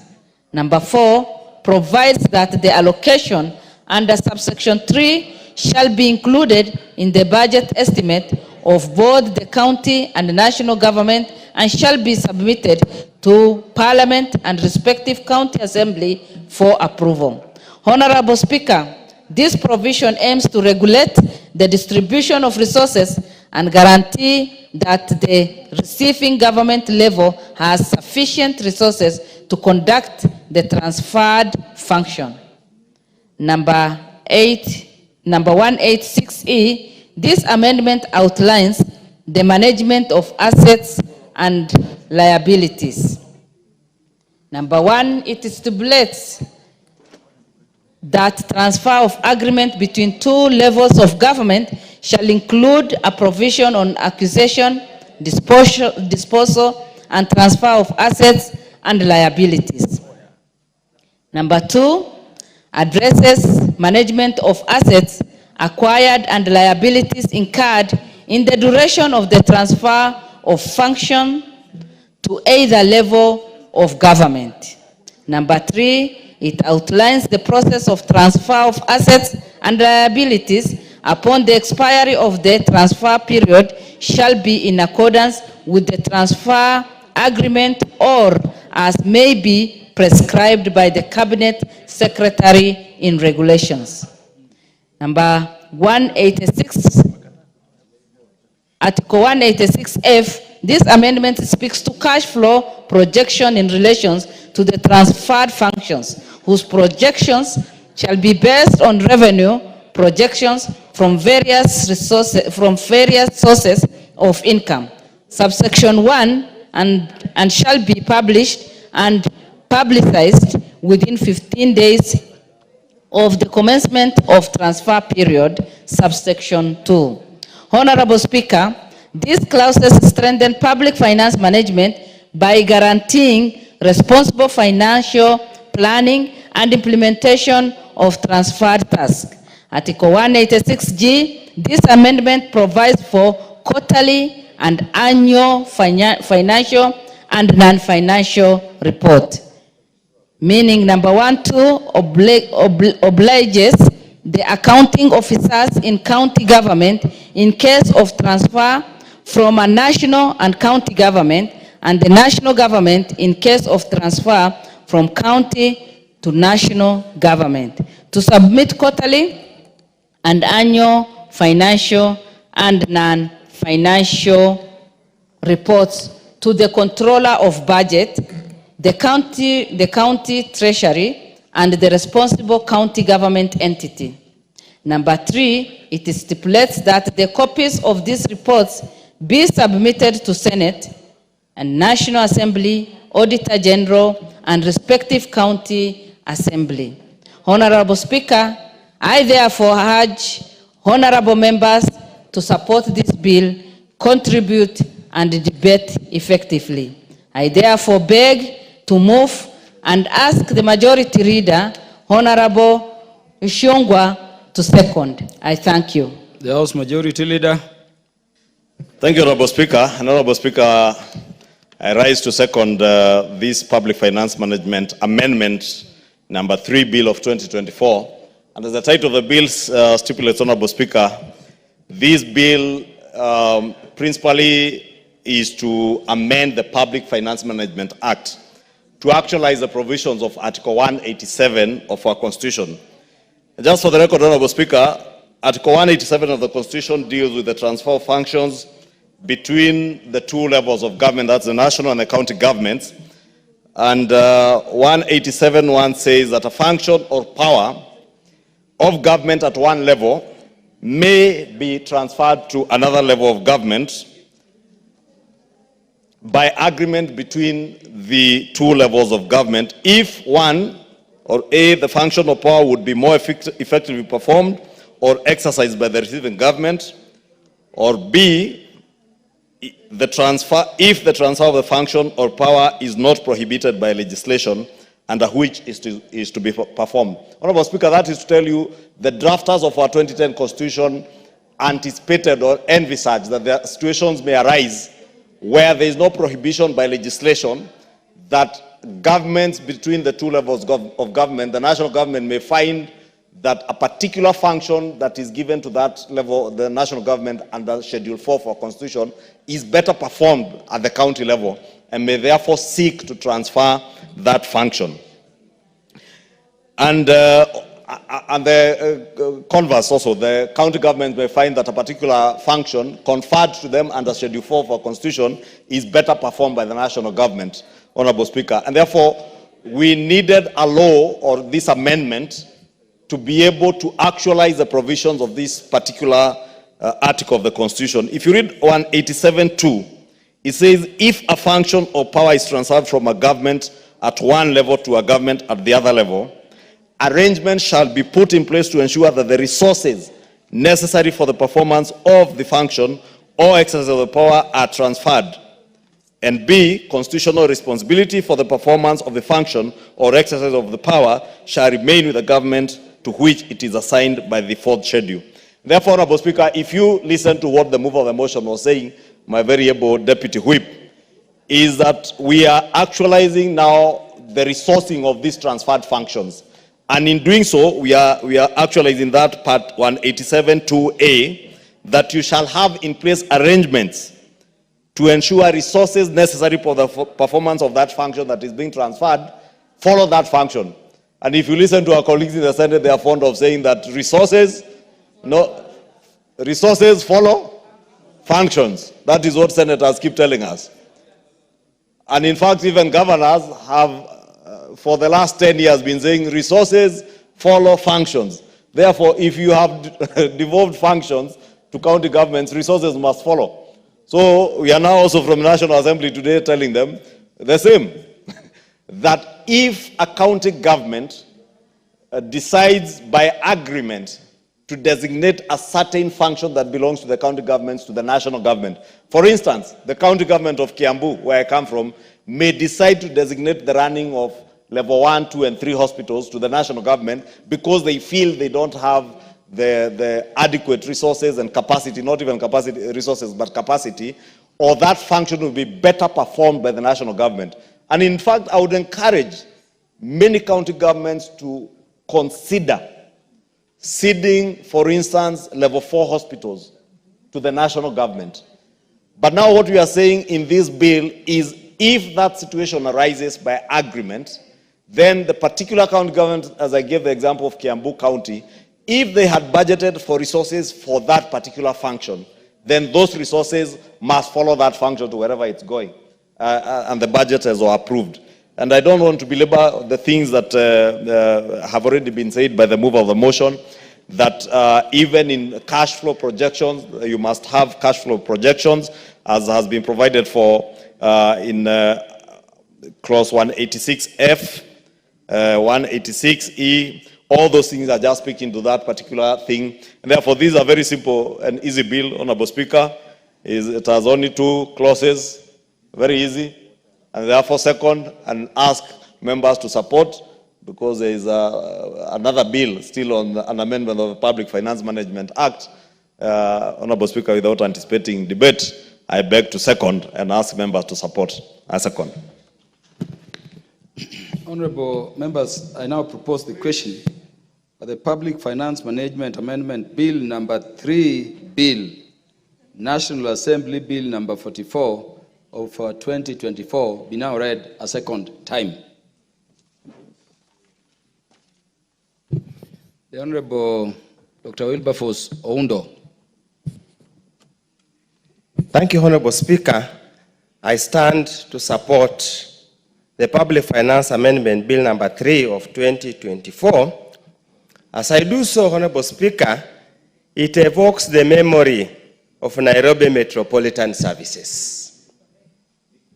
It takes us back to the turn court when the governor signed the transfer instrument, then the next few hours later said he had been intoxicated, he did not know what he was signing. And that's why I must laud the majority, the leader of majority party, for bringing the bill that structures the engagement between the county and the national government in whichever direction you look at it. Honorable Speaker, the drafters of the Constitution set out the mandate of each level of government as clearly set out in Article 186 of the Constitution of Kenya and clearly stipulated in the 4th schedule. But the running theme in the Constitution is that Kenya is one undivided nation and that the various levels of government are purely for service delivery and for administrative purposes. So consequently, none of the function should ever be left unattended to because there's a struggle or a tiff between the national government and the county government.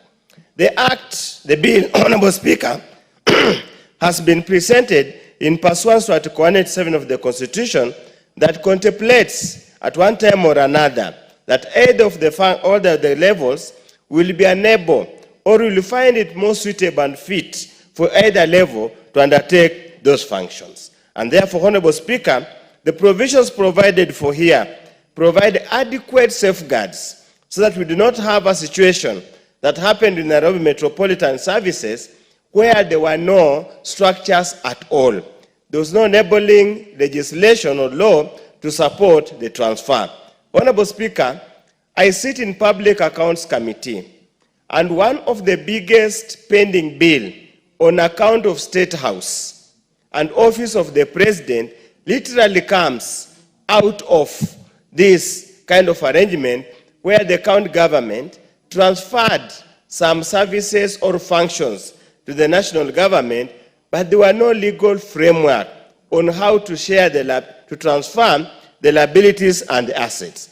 And that's why it is refreshing that Clause 186E of the bill literally provides a framework how to record the assets, how to record the liabilities, and how to transfer at the end of the transfer arrangement. Honorable Speaker, probably, I know this contemplated the transfer agreement, but it would have made it better that at any given time, the period of the transfer of the function is clearly stipulated in the law.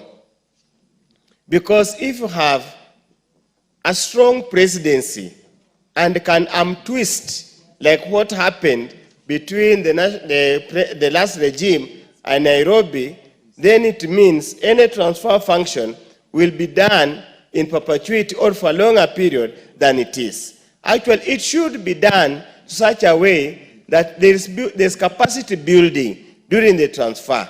I would request, if time allow, that any transfer agreement, especially from the county to the national government, should be for the purposes of capacity building to ensure the county government have developed adequate capacity and infrastructure to run that services, more so where the service is a devolved function as contemplated in the 4th schedule.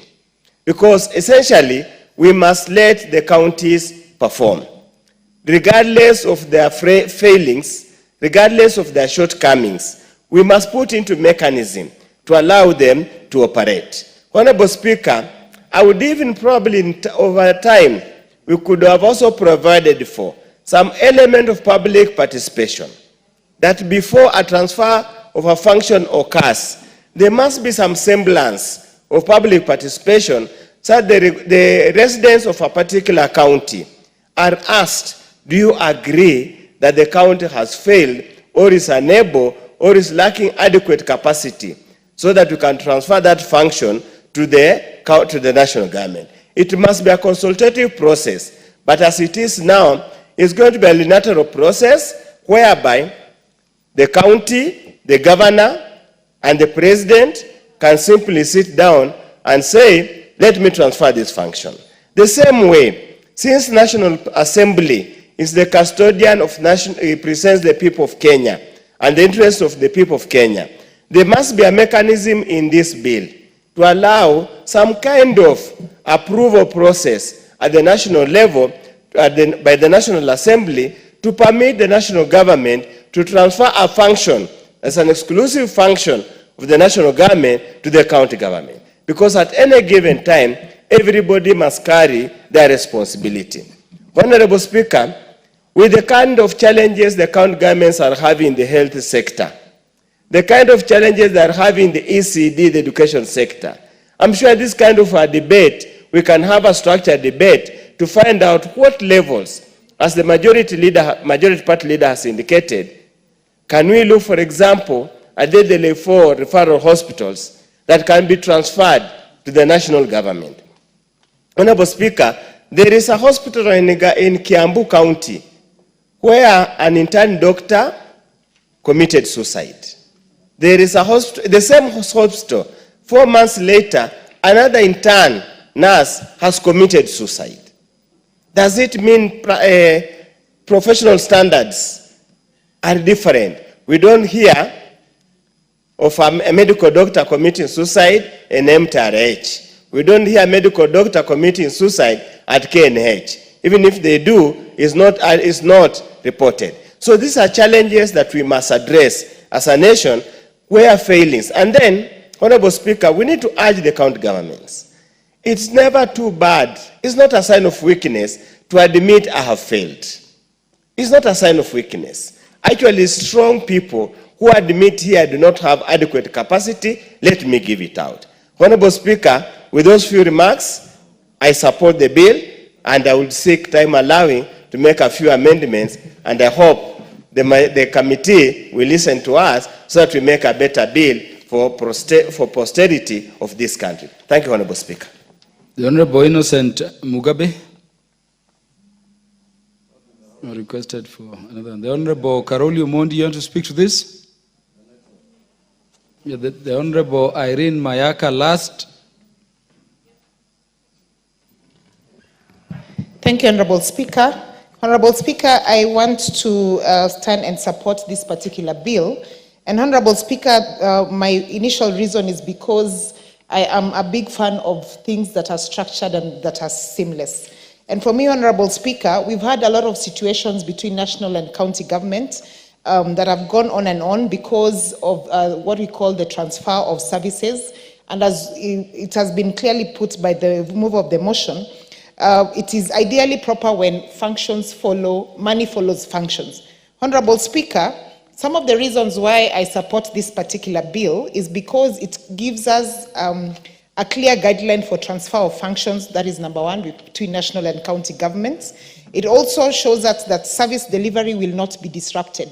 Because again, Honorable Speaker, because of the bureaucracies that are involved with transfer of funds and the processes involved, service becomes disrupted because there is a gap that has been provided for because of lack of funds. So this is going to actually fill that gap. Honorable Speaker, the other thing that I'm supporting is because the costing framework will now be uniform, not only between national and county governments, but it will be seamless and uniform across all counties. Because we've had very many situations where we have situations where different counties come up with their own mechanism of how they want financial management to be undertaken, but this will provide for us a specific framework.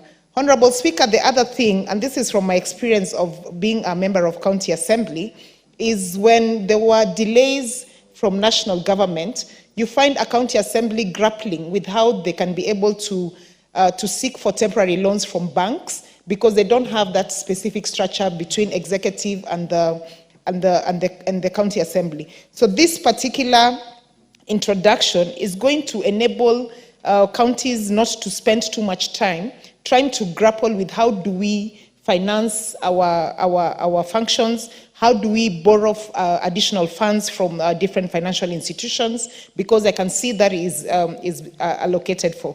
The other thing that I really like about this bill, Honorable Speaker, is that it gives a specific timeline of 15 days from the start to the finish of the process, which is very important, because when we do not give a specified timeline, it could be taken advantage of. Anyone who wants to disrupt the process or be mischievous can take advantage where there's no specified timeline.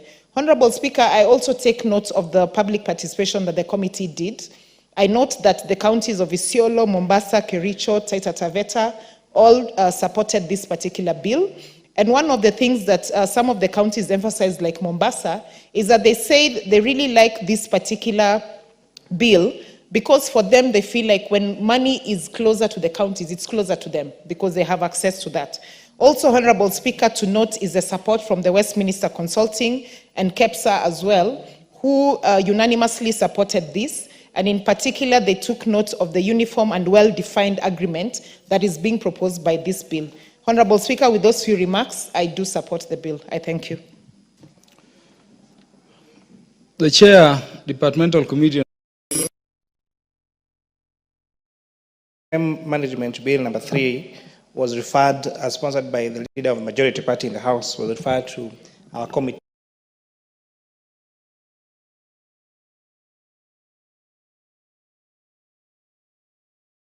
In Siaya, in Bungoma, in Kericho, and in Mombasa counties. And it was interesting how members of the public, especially after we explained to them, we are noticing, Honorable Speaker, something very interesting in our Kenyan population. a great interest in how laws are made by this House and a better understanding of how those laws affect them. And Honorable Speaker, this was also a good moment for us to do civic education to Kenyans.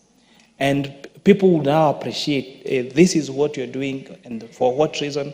Honorable Speaker, one thing that came out, and I'm happy that part of the things are contained in this bill, and actually that we recommend that in the committee of the whole House will be seeking amendment to, was the need for public participation in the transfer of those functions.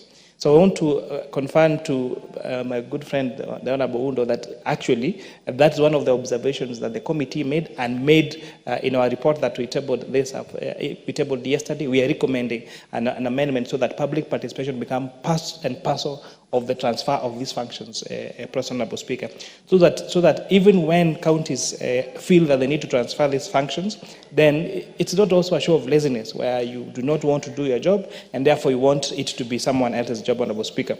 We also took time to explain to Kenyans because one of the challenges that we had, in fact, one of the challenges we had to explain the tax measures that will be the report that will be bringing to this House next week was a trust deficit on the expenditure side between Kenyans and the executive.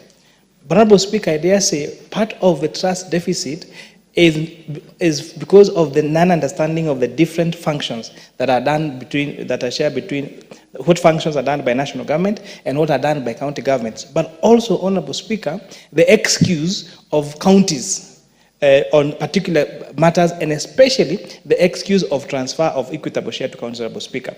In one of the counties we went, the Kenyans there were lamenting, they're saying there was no medicine in the hospital, this project has not been done, and they were saying, we have been told national government ndio hawajatuma pesa.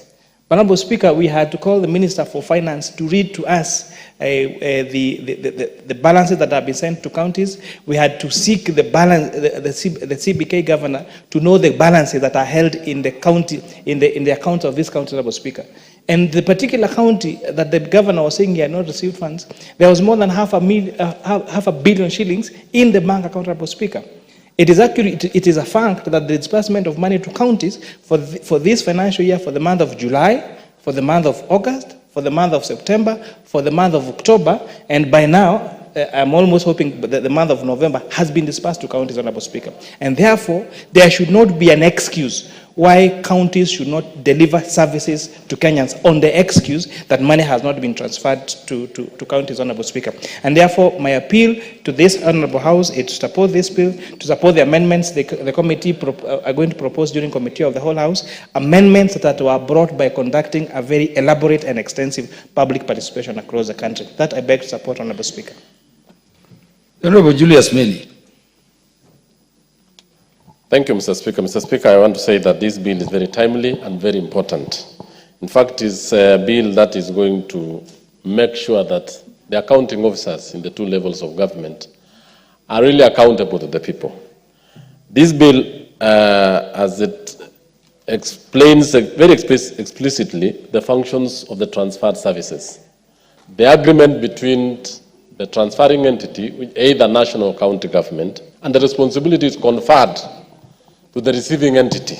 In this case, Mr. Speaker, every other time when we are in our constituencies, we've had cases, what the chair of budget is saying, that officers from county governments often complain that this is not their service. They can't provide this.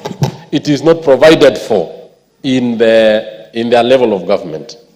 But this bill actually seeks to put a lot of emphasis, especially on what the transferred entity is supposed to do, the cash flow from the national government or the county government to the receiving entity, and more importantly, the sources of revenue.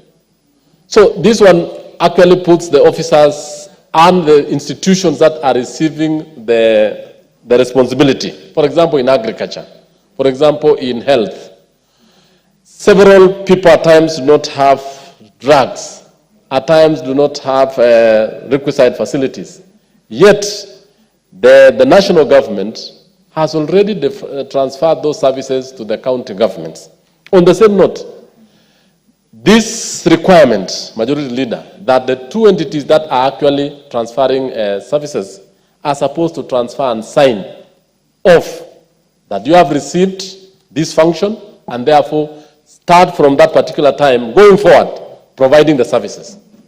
In some instances, even accounting, the control of budget, that's what the bill has actually specified very clearly, that the functions that have been transferred from the national or from the county government or vice versa shall actually be audited immediately, and those documents be provided to the Office of the Auditor General, and the document be tabled in the Senate and the National Assembly, because these are the houses that represent the people of Kenya.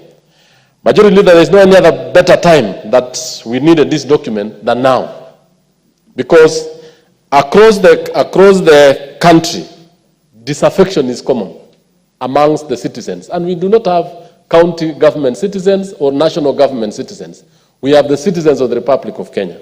And this is the time that we really need to put down our foot to make sure that accountability is seen across all functions of government. Lastly, is the issue of assets and liabilities. When the devolution was taking place, Mr. Speaker, a lot of government assets and liabilities got lost, especially in the county, what we used to call the county councils. Assets that were owned by county councils, assets that were owned by national government within the counties. There was no clear structure on how these assets were handed over and who took them over, and in fact, the records at times vanished. So this bill is actually trying to secure the assets of the Republic, both at the county level and even at the national level. And it is actually entrenching the Constitution by recognizing that we have 48 governments, national government, and 47 county governments. I support this is a very timely bill. Thank you. There being no more interests, may the mover reply. Sorry, the mover, Honorable Robert, I'm very sorry, I pronounced myself. Tell me, mover, for how long are you going to speak, or you could donate half your time to the Honorable Mbui? No, 2 minutes. 2 minutes would be limited. Minutes. Could you give at least 5? I'm replying in 1 minute. Honorable Mbui, you wanted to talk. No, I like it whether you agree or oppose, but I take your contributions in the House normally very seriously. That is why I was seeking indulgence for you. You can do it in 5 minutes. Thank you.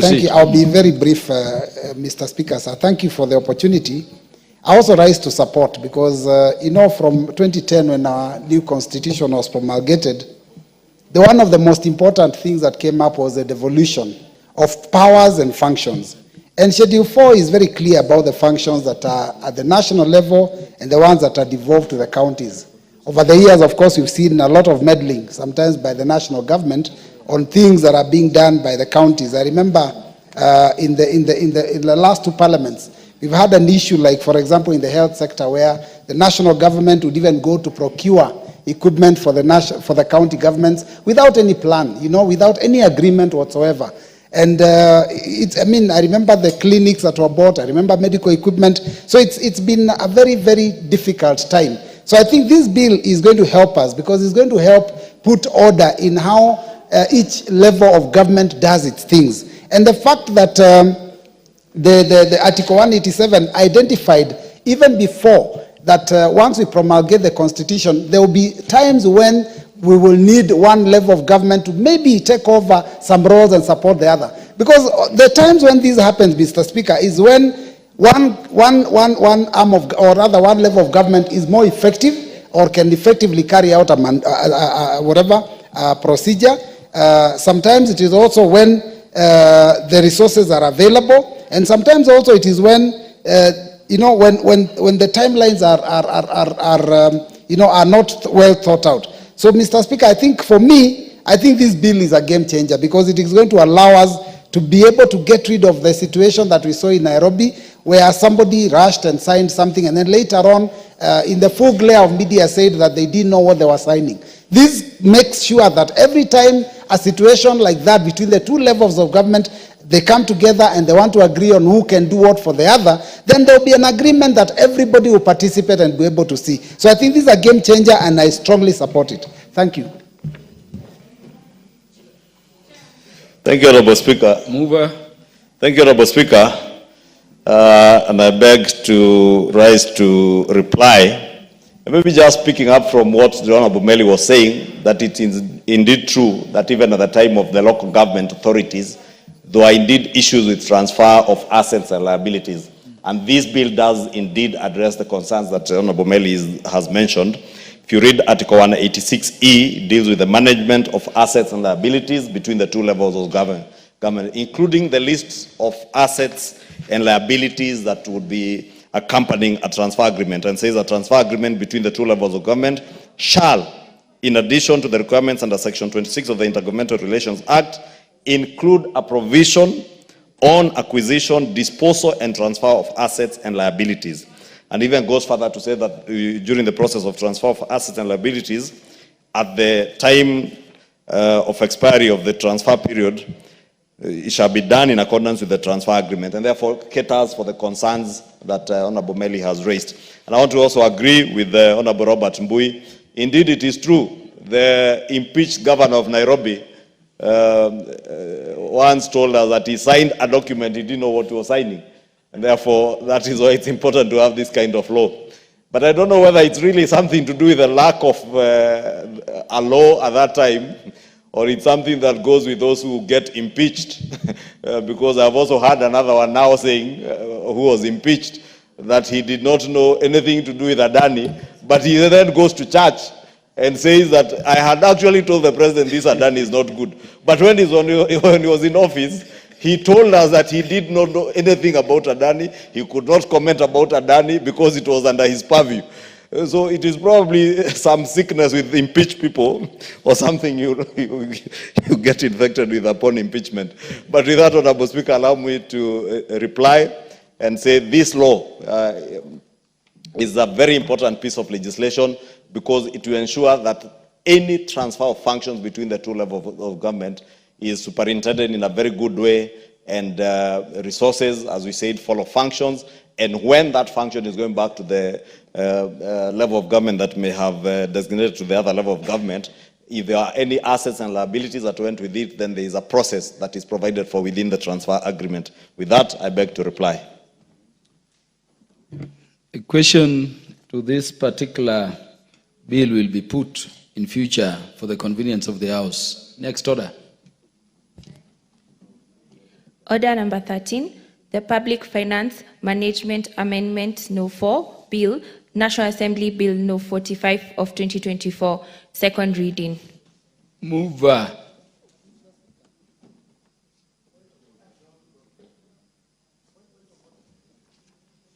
We approach the Speaker first. Mover, proceed. Thank you, Honorable Speaker. Honorable Speaker, I rise to move that the Public Finance Management Amendment number 4 Bill, National Assembly Bill number 45 of 2024 be now read a second time. Honorable Speaker, this bill again is a very short bill, again amending the Public Finance Management Act around the issues of our debt management. And Honorable Speaker, you remember we did amend the Public Finance Management Act, I think about 2 years ago, setting the thresholds for our public debt. Honorable Speaker, this bill seeks to strengthen our public finance management framework by addressing a number of critical issues. One, on compliance; two, on accounting and governance. And on accounting and governance, Honorable Speaker, the bill in clause 3 provides for the amendment of Section 194 of the Act to provide for a framework for implementation of the accrual accounting in government and risk management by the Public Sector Accounting Standards Board. And Honorable Speaker, this is meant to improve the accounting standards for better transparency in government. Honorable Speaker, you know, we have been under the cash-based accounting system, and to create that legal framework for moving to an accrual-based system, we need then to have the framework which we are creating now in this bill under clause number 3. Honorable Speaker, clause 2 of the bill outlines the effective dates for complying. As I said, it talks about compliance, accounting, and governance. I've spoken about accounting. And on compliance, Honorable Speaker, clause 2 gives us a debt threshold that I had alluded to, that we did amend in the Public Finance Management Act, requiring that we amend Section 50 of the Public Finance Management Act. And if you look at the bill, clause 2A6, to delete subsection 2C of the Principal Act that I'm referring to, that we amended some time earlier. And maybe for the benefit of members, Honorable Speaker, 2C provided for that the provisions of 2A, that the borrowing of the national government referred to in subsection 2 shall not exceed 55% of our gross domestic product in net present terms. And notwithstanding the provisions of subsection 2A, the national government may, in exceptional circumstances, exceed this threshold set under this subsection by not more than 5%, and shall come into force on the date that is 5 years from the date of the commencement of this act. Honorable Speaker, when we did this debt threshold, we set our public debt threshold at 55% of our GDP in net present terms, plus or minus 5, and basically it's plus 5 because minus, you are still within the 55 threshold. And therefore, it says under exceptional circumstances, then your debt to GDP ratios could rise from 55 and maybe to about 60%. But at the time we enacted this debt anchor threshold, Honorable Speaker, you know, we had already passed that debt threshold. And therefore, we needed a transition period under which the national government or the national treasury is obligated to ensure that we sustain our debt levels within that debt anchor ratio of 55 and to a maximum of 60% under very exceptional circumstances. And that is what we are seeking to do in seeking to comply with this particular provision, to ensure that we then set a period that will not exceed 5 years. That from the time this act came into being, which I think was last year but one, within a period of 5 years, by the end of 2027, then the National Treasury must ensure that our national debt levels cannot and may not go beyond that 55%. And therefore, it's important that we do amend this provision, because if you left it like that, Honorable Speaker, it's possible you find yourselves in the year 2037 or 2042, when Robert Mbui wants to run for president. He will now come and tell us, 2032. Sorry, I thought he wanted to run in 2042. He says it's 2032, which is very encouraging, because that tells me his party leader will not be president by then for Robert Mbui to be running for president. Honorable Speaker, I was saying that on a light note. Because I know it is possible, if we don't put that ceiling in terms of timelines, then it is possible that bureaucrats in government may push that debt ceiling and it remains above 55% all the way to 2032, 2042, 2050. And generations that will come after us will be saying that we are still within the debt ceiling, because there was no timeline that was set. And that's why we are saying to have compliance, or rather to enforce compliance, we force the National Treasury to make sure that within this period of 5 years, they do move that compliance level to the levels that were set out in the bill. Honorable Speaker, as I said, it's a very short bill, only 3 clauses, and therefore I have nothing more important to add. And I beg to move and request the Chair of the Finance Committee, the Honorable Kimani Kuria, the one and only member for Molo, to second. The member for Molo. I thank you, Honorable Speaker. Honorable Speaker, I beg to move that this Public Finance Management Bill number 4 be now read a second time. Again, this is one of the... I beg to move to second, Honorable Speaker. And before I do so, this is again one of the bills that was referred to the Departmental Committee on Finance and National Planning. This is one of the bills that we have done public participation across the 6 counties and received a lot of memoranda about. One of the views that Kenyans told us is that they were concerned that this bill would have led to giving Treasury or the executive a blank check to borrowing. And for sure, from the final initial drafting of the bill, that was what would have happened. Because the bill, as it is now, talks of that 5 years from now, from the enactment of this bill, is when now the Cabinet Secretary will be required to adhere to the 55% plus or minus 5 debt as a percent of GDP in present value terms to report to this House. But a further clause, Honorable Speaker, was saying that that clause will come to effect after 5 years. So essentially, that would have meant that would have given Treasury 10 years, you know, of the time that they would need to come and report to this House, or that they need to adhere to the 55% debt as a percent of GDP in present value terms, Honorable Speaker. And therefore, we'll be proposing again amendments coming from this so that we do not give Treasury again a blank check on this borrowing. Kenyans said they are concerned about the borrowing that could cripple the economy, that increases unnecessary burden to future generations, and they want our debt to be checked. Honorable Speaker, the concern also was about, in addition to the debt that already exists, Honorable Speaker, pending bills should be accounted for as debt. Because what is currently happening, and one of the reasons why we have a cash crunch in the country, why there are many Kenyans who are not feeling money in their pockets, is because some of the developments that we are enjoying, that have seen, the schools that have been built, the roads that have been built, the hospitals that have been built, have been financed by private Kenyans' money. The contractors who have not been paid, the verified pending bills now is in excess of 500 billion shillings. And not to talk about the bills in counties, Honorable Speaker. And therefore, if this money is released back to the economy, Honorable Speaker, we'll see at least a better flow of money in the economy and Kenyans feeling money in their pocket, Honorable Speaker. And people might say, maybe this is not false, this is not true, because it's going to be the big boys who do contract with the government that will be paid. But remember, Honorable Speaker, the contractors have employees that they have not paid. These employees have rent they have not paid. These employees support their families, and therefore, when this money does not reach these people, then we get to have that cash crunch, Honorable Speaker, in the economy. This bill also, Honorable Speaker, maybe let me speak a little on the change. You know, this Honorable House passed the debt ceiling from nominal terms, where we knew the debt ceiling was moved it from 6 trillion to 9 trillion, I think, to 11 trillion shillings.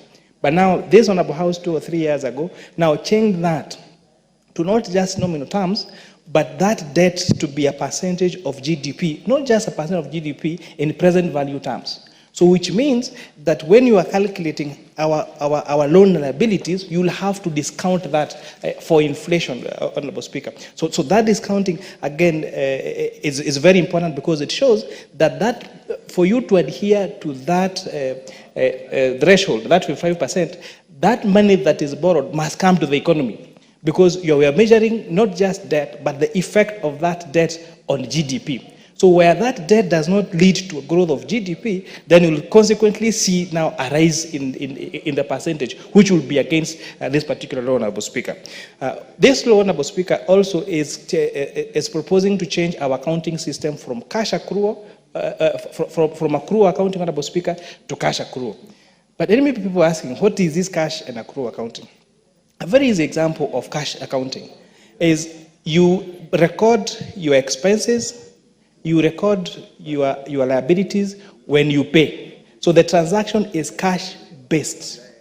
This particular method is usually used by small institutions or by small businesses, because it is purely a cash business. So a kiosk, someone who operates a kiosk in Molo on a cash basis will take the cash that was, the supplier will bring stock, the kiosk person will pay in cash and record that as purchases. Okay, and then the people will come and buy, they will pay in cash. So we record that as sales. And therefore, very easily, the person is able to calculate what the profit is, or what the sales is, or what the purchases are, and even calculate how much cash they have, how much profit they have. That is cash accounting.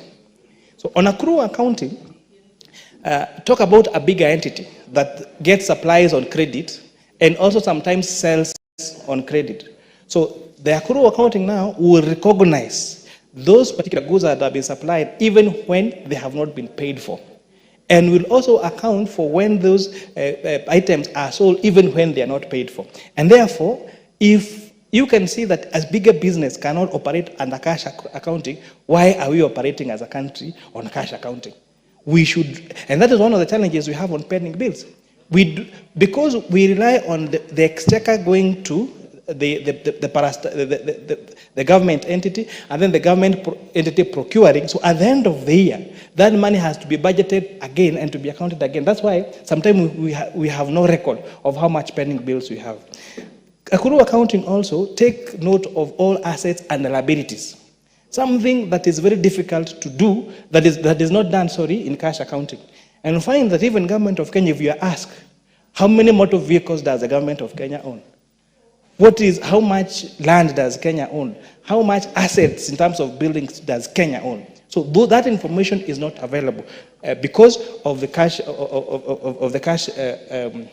accounting system that we use. So we're hoping that now once we move from this cash accounting to accrual system, to accrual accounting, we are going to see more accountability. We are going to be able to verify more how much our pending bills are, how much we owe, how much we own as a country, how much assets exist, Honorable Speaker.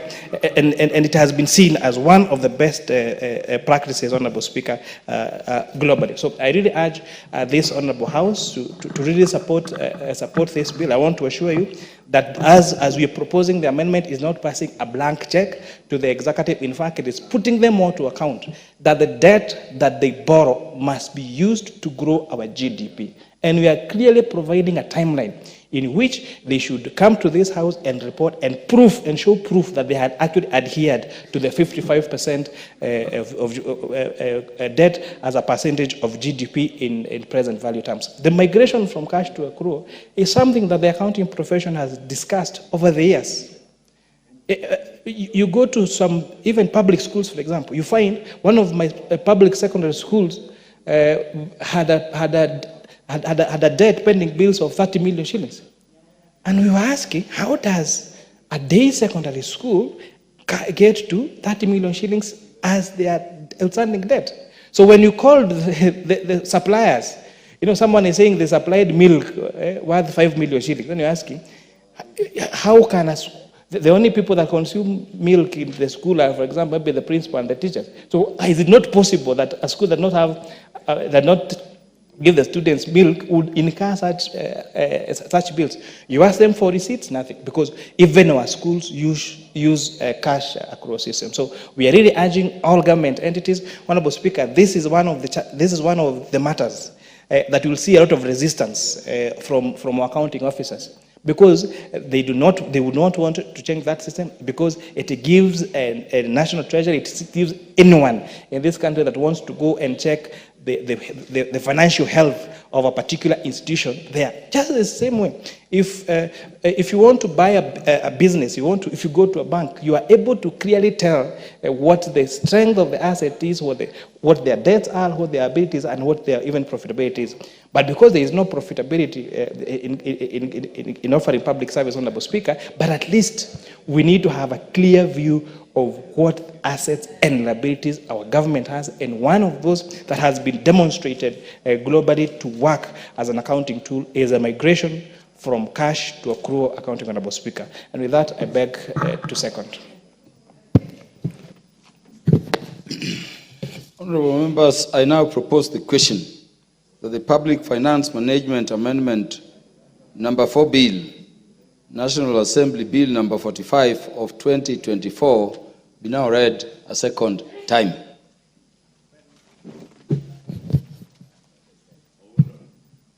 The Honorable Robert Mbui. Thank you, Mr. Speaker. I rise to also add my voice to this amendment on the PFM Act. Mr. Speaker, first I want to agree with and support the amendment on of Section 194 of the Principal Act, which is the third clause of this bill, that basically talks about moving from cash accounting to accrual accounting. And I think I've attended a few functions with ISPAC, and I think that's basically what has been their proposal. So I think basically if the accountants of Kenya, chief among them being our leader of majority here, if they think this is a good system, I think it might be a good idea to move our country in that direction. But Mr. Speaker, I have very serious questions about the issue of the Second Amendment, which is to do with the matter of borrowing. Mr. Speaker, previously I think we used to have a system where our borrowing was, I think, a relation between our debt and GDP. Then later it changed. We moved to a fixed figure, and I remember we talked about 7 trillion at one time, went to 9 trillion, then went back again and said we are going to deal with the issue of debt to GDP, and I think it was set at 55%. But Mr. Speaker, I've looked at the way the law is now, and I'm comparing it with the amendment, and I'm asking myself some serious questions. If you look at what 50 says, and that is on the obligations and restrictions on national government guaranteeing and borrowing, 2C, it says that the Cabinet Secretary shall not later than 5 years from the date of coming into force of subsection 2A and 2B take measures to ensure that borrowing by the national government complies with the threshold set out in subsection 2A. Now, the proposed amendment reads very similarly that now the CS shall not later than 5 years from the date of coming into force of this act take measures to ensure that borrowing by the national government complies with the threshold prescribed in subsection 2A. So I think for me, what I'm seeing is the starting point. Because the 5 years is already there, it's already there in law. The starting point. At what point do we start measuring the 5 years? Apparently, if we pass this bill, my understanding is that we start counting the 5 years now. That will take us to 5 years from today. But if we use the previous law, it is 5 years from the date that we passed the law. So what are we doing? We are actually pushing forward government borrowing, within which, the period within which they will make sure that they follow the law that is already passed. Because we passed the law, they are not able to do it immediately. So it takes a while before the government can build the GDP and ensure that the borrowing that we've already done is within the law. So that period was started when we passed the previous law. But now if we make this amendment, because it's very similar, we start counting the time from now. That means we are allowing another 5 years from today. And I think, Mr. Speaker, for that, I don't think it's the right thing to do. I think we should put pressure on Treasury to try and do it within the period that is left so that they can be able to balance this thing. Otherwise, what will happen is we'll end up coming back to the House and now putting another fixed figure and saying, now we are pushing our debt ceiling to 13 trillion. We are moving from debt to GDP. We want a fixed figure again. Let us sort it out. Let Treasury sort out based on the law that we have already passed. Let us not give them an opportunity to again increase or extend the time. With that, Mr. Speaker, I submit. The Member of Parliament for Tetu. Thank you, Mr. Speaker. I also rise to support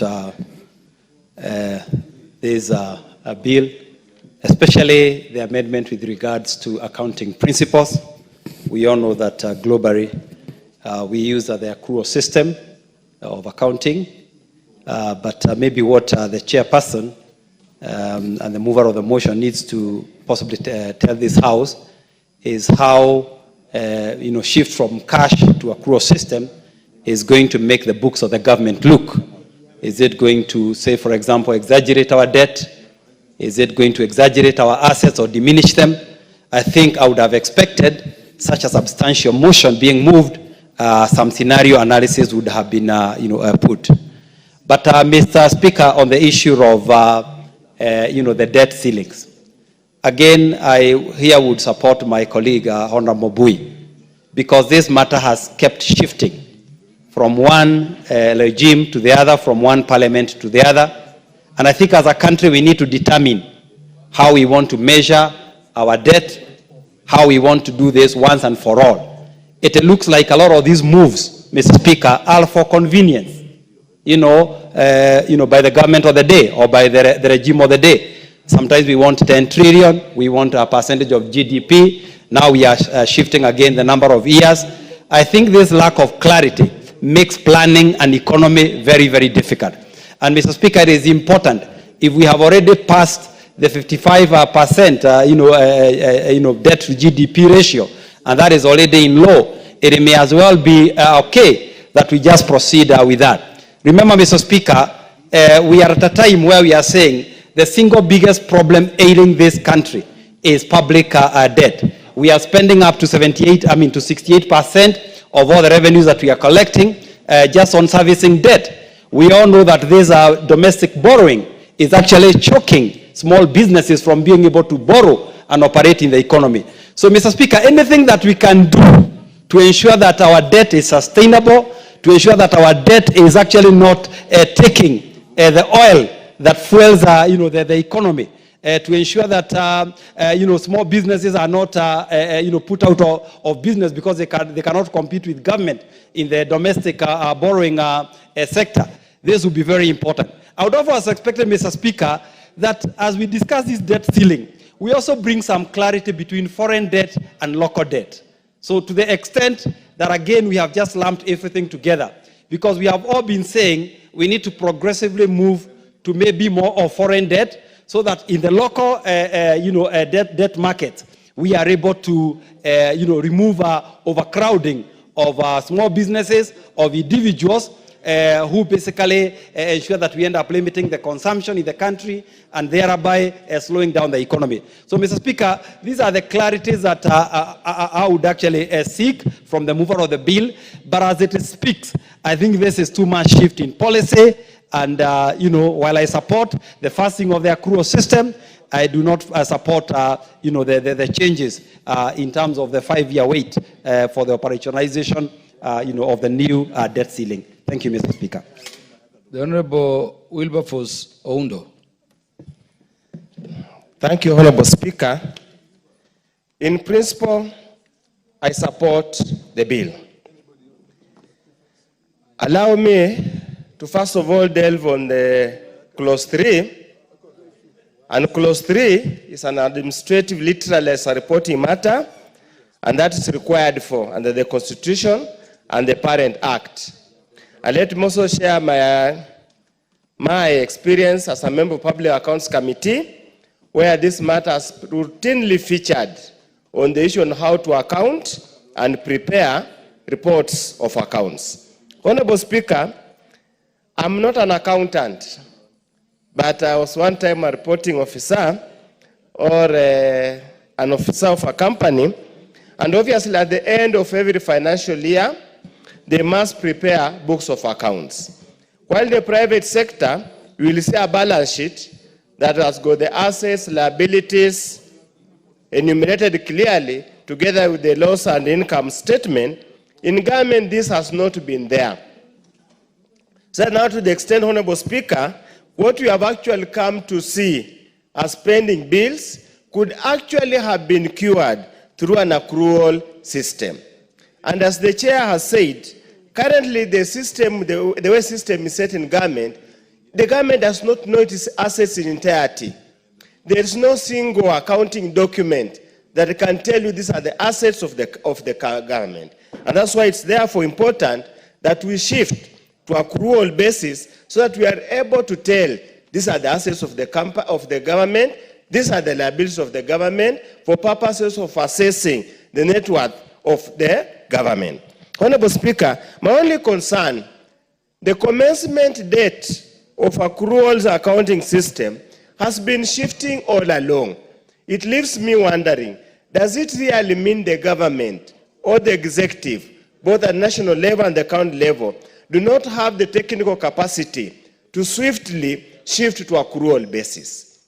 Many times, accounting officers will come to you until they don't have an a fixed asset register because they have no money to prepare one. It is important this process is expedited so that we go to accrual system. Honorable Speaker, as I conclude on the issue of Clause 2, Honorable Speaker, the Parent Act talks about the Cabinet Secretary shall not later than 5 years from the date of coming into force of subsection 2A and 2B, ostensibly that says the debt limit, take measures to ensure that borrowing by the national government complies with threshold prescribed in section 2A. The new amendment, Honorable Speaker, literally shifts and says the provision of section 2A and 2B shall come into force on the date that is 5 years from the date of commencement of this act. In principle, this bill shifts the date when we have to comply with the provisions 2A and 2B to a date after 5 years from the date this bill is accented or comes into force. So therefore, it means we give the current government or the next government the latitude to play around and probably not adhere to the regulations. But, Honorable Speaker, a more important issue that needs to be addressed as a nation. Pending bills, Honorable Speaker. It is extremely unfair to insinuate that pending bills is not debt. If you look at Article 214, it reads, for the purpose of this article, the public debt means all financial obligations attendant to loans, raised or guaranteed, and securities issued or guaranteed by the national government. I want to urge the national government to capitalize pending bills and issue guarantees so that you can adequately and correctly report loans that cover the debts of the national government. As it is now, Honorable Speaker, we are literally understating the loans and the debts of the national government. It might not even could be, if you include all the historical pending bills and the current bills, it could even be around almost 70% or close to 80% of the national GDP. It is important that we deal with it and we know how to proceed. With those few remarks, I hope the committee has listened to the people of Kenya and there will be amendments to address the concerns we have raised here, because we understand we need to get these things moving in good time to unlock very many things that are stuck. With those few remarks, Honorable Speaker, I support.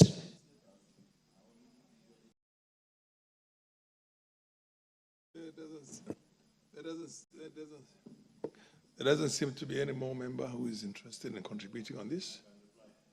And yes, the lady, order. The lady there is interested in contributing, I think. Proceed.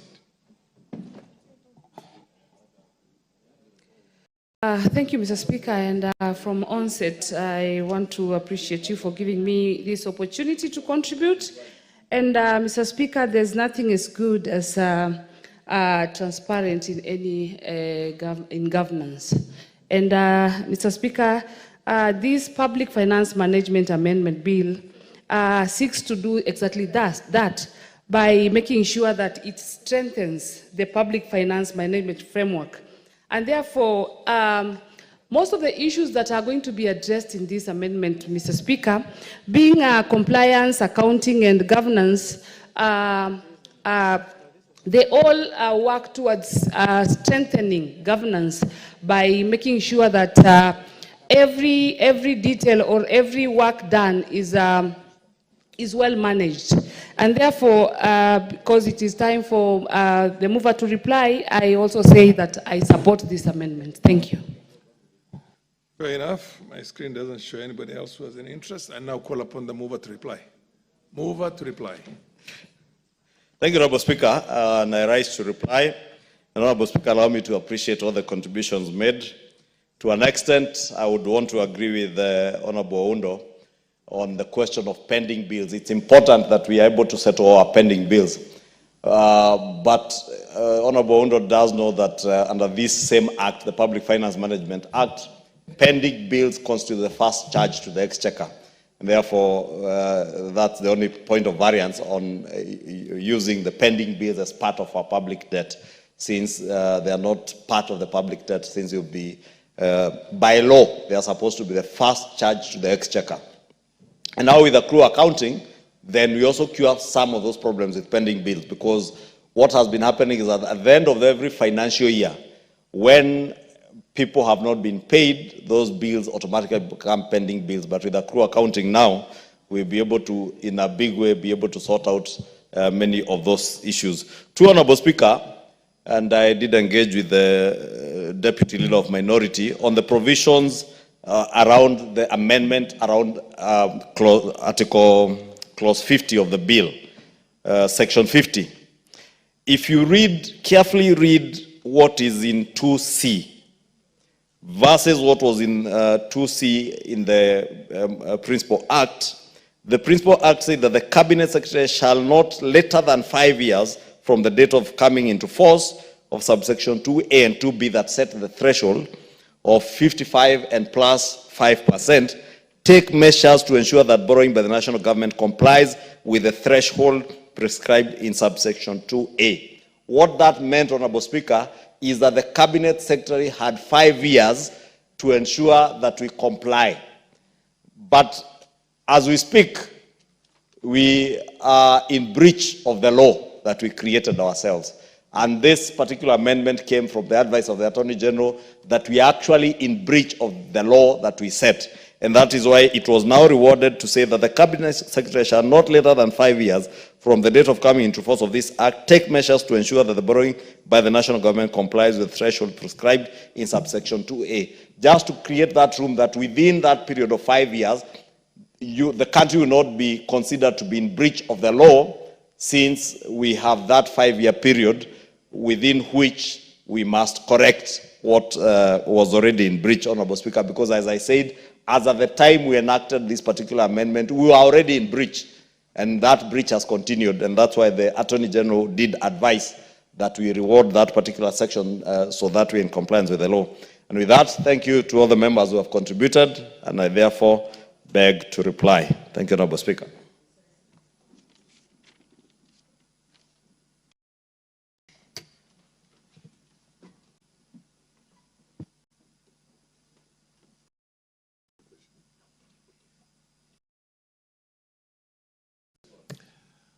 Honorable members, the chair directs that the question be put at a convenient date in the future.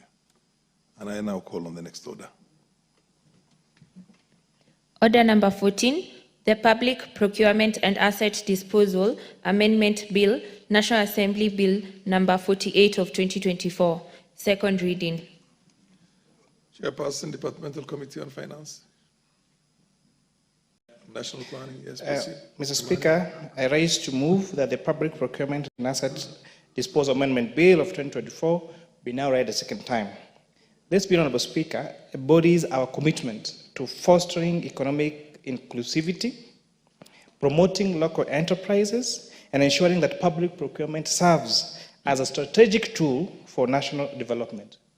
By addressing, Honorable Speaker, inefficiencies, by introducing clarity and by reinforcing accountability, this amendment bill aligns with best practice globally while tailoring solutions to the unique needs of our nation. Mr. Speaker, public procurement accounts for a significant portion of our gross domestic product, our GDP. As it has been articulated by economists such as Keynesian, government spending is a vital tool for stimulating economic activity. By channeling resources through a fair, transparent, and equitable procurement systems, this bill will not only reduce market inefficiencies, but also be a catalyst for economic growth of our great republic. Clause 4, Honorable Speaker, and Clause 10 reflect on the deliberate effort to integrate local content policies, a cornerstone of industrial development in many emerging economies. Michael Porter on competitive advantage will tell you that this will foster local industries and enhance value addition, build competitive industries, and strengthen the domestic economy. Honorable Speaker, prioritizing local goods and services in procurement is not merely patriotic, but it is economically prudent. Mr. Speaker, the provisions of Clause 11 and related clauses are to reserve specific procurement thresholds for local farms, which is a recognition of the structural challenges that are faced by Kenyan contractors. Historically, Kenyan contractors have been sidelined in favor of foreign firms, even for contracts well within the capacity of our local contractors. By reserving contracts that are Kenya shillings 1 billion shillings or less for local firms and ensuring joint ventures for larger contracts, we aim to create a level playing field. This approach, Honorable Speaker, is consistent with the principle of comparative advantage that ensures that domestic firms build expertise in areas where they are best positioned. Moreover, Honorable Speaker, incentivizing joint ventures with a mandatory 30% local participation ensures technology transfer and capacity building. Honorable Speaker, this bill expressly says that contracts that are 1 billion shillings and below shall be reserved to local contractors, unless there is no availability of expertise or technology in Kenya, which the bill envisions there wouldn't. But for contracts that are above 1 billion shillings, we are also making it a requirement that they must enter into a joint venture with a Kenyan firm and get 30% of that venture be owned by Kenya. We are also outlining that there must be technology transfer where we do not have, because we cannot continue to have the hard-earned resources of this country benefiting other people from other countries.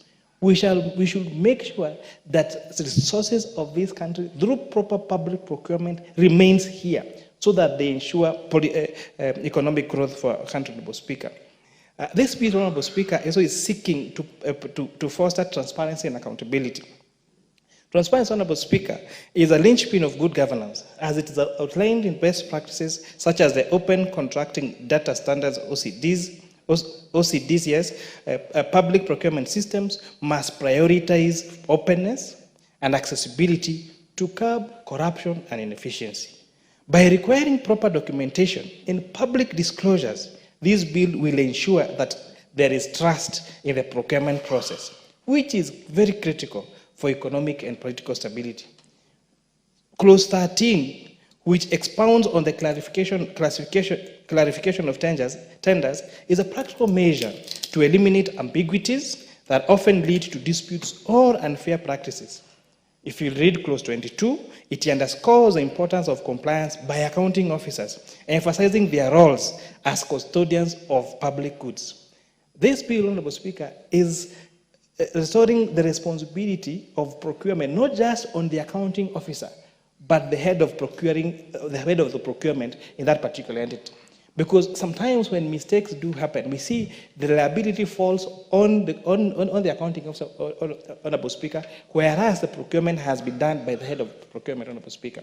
And secondly, any misappropriation in a tender document, Honorable Speaker, will also impose the criminality to the beneficiary of that tender, so that both the beneficiary, the accounting officer, and the officer who breached the law, Honorable Speaker, all become accountable, because these are the custodians of our public funds. On matters of addressing a delayed payment, Honorable Speaker, clause 30 of the bill is seeking to address the chronic issue of delayed payments, a problem that has perpetuated economic stagnation among local contractors. It is disheartening to see every Thursday, Honorable Speaker, businesses being auctioned. And we check the kind of businesses being auctioned. There are people with excavators, there are people with tippers, there are people, and you can tell what kind of business these people do, Honorable Speaker. Delayed payments, Honorable Speaker, not only cripple businesses, but also cripple public trust in government systems. So ensuring that there is timely payment, which is defined here as payment within the quarter, will inject liquidity into the economy and foster a more vibrant entrepreneurial ecosystem. This, Honorable Speaker, will align with the liquidity preference, Honorable Speaker, which highlights the importance of cash flow for sustaining economic activity. Efficient payment systems are not merely administrative reforms, but they are critical economic interventions. Honorable Speaker, this bill is also seeking to expand opportunities for citizen contractors, As I've explained, the proposal to increase maximum contract amount for citizen contractors from 500 million shillings, as currently provided for in the law, to 1 billion shillings is a very significant milestone. This adjustment also reflects an acknowledgement of the evolving capacity of our local firms and their readiness to undertake larger projects that are of benefit to this republic. By therefore aligning procurement laws with these economic realities, we are going to empower local contractors to scale their operations, to create jobs, and to contribute meaningfully to national development. Honorable Speaker, the bill is also ensuring that public procurement becomes a tool for inclusive growth. The introduction of penalties for individuals who fraudulently register companies on behalf of foreigners is a bold step towards eliminating anti-competitive practices. Monopolies and unfair competition undermine the principles of market economics, as articulated by Adam Smith, if you're a student of economics like me, in the book of Wealth of Nations. This bill, therefore, seeks to promote healthy competition for the benefit of all stakeholders. What you've seen, Honorable Speaker, is we have international companies or international coming to Kenya and registering as local contractors.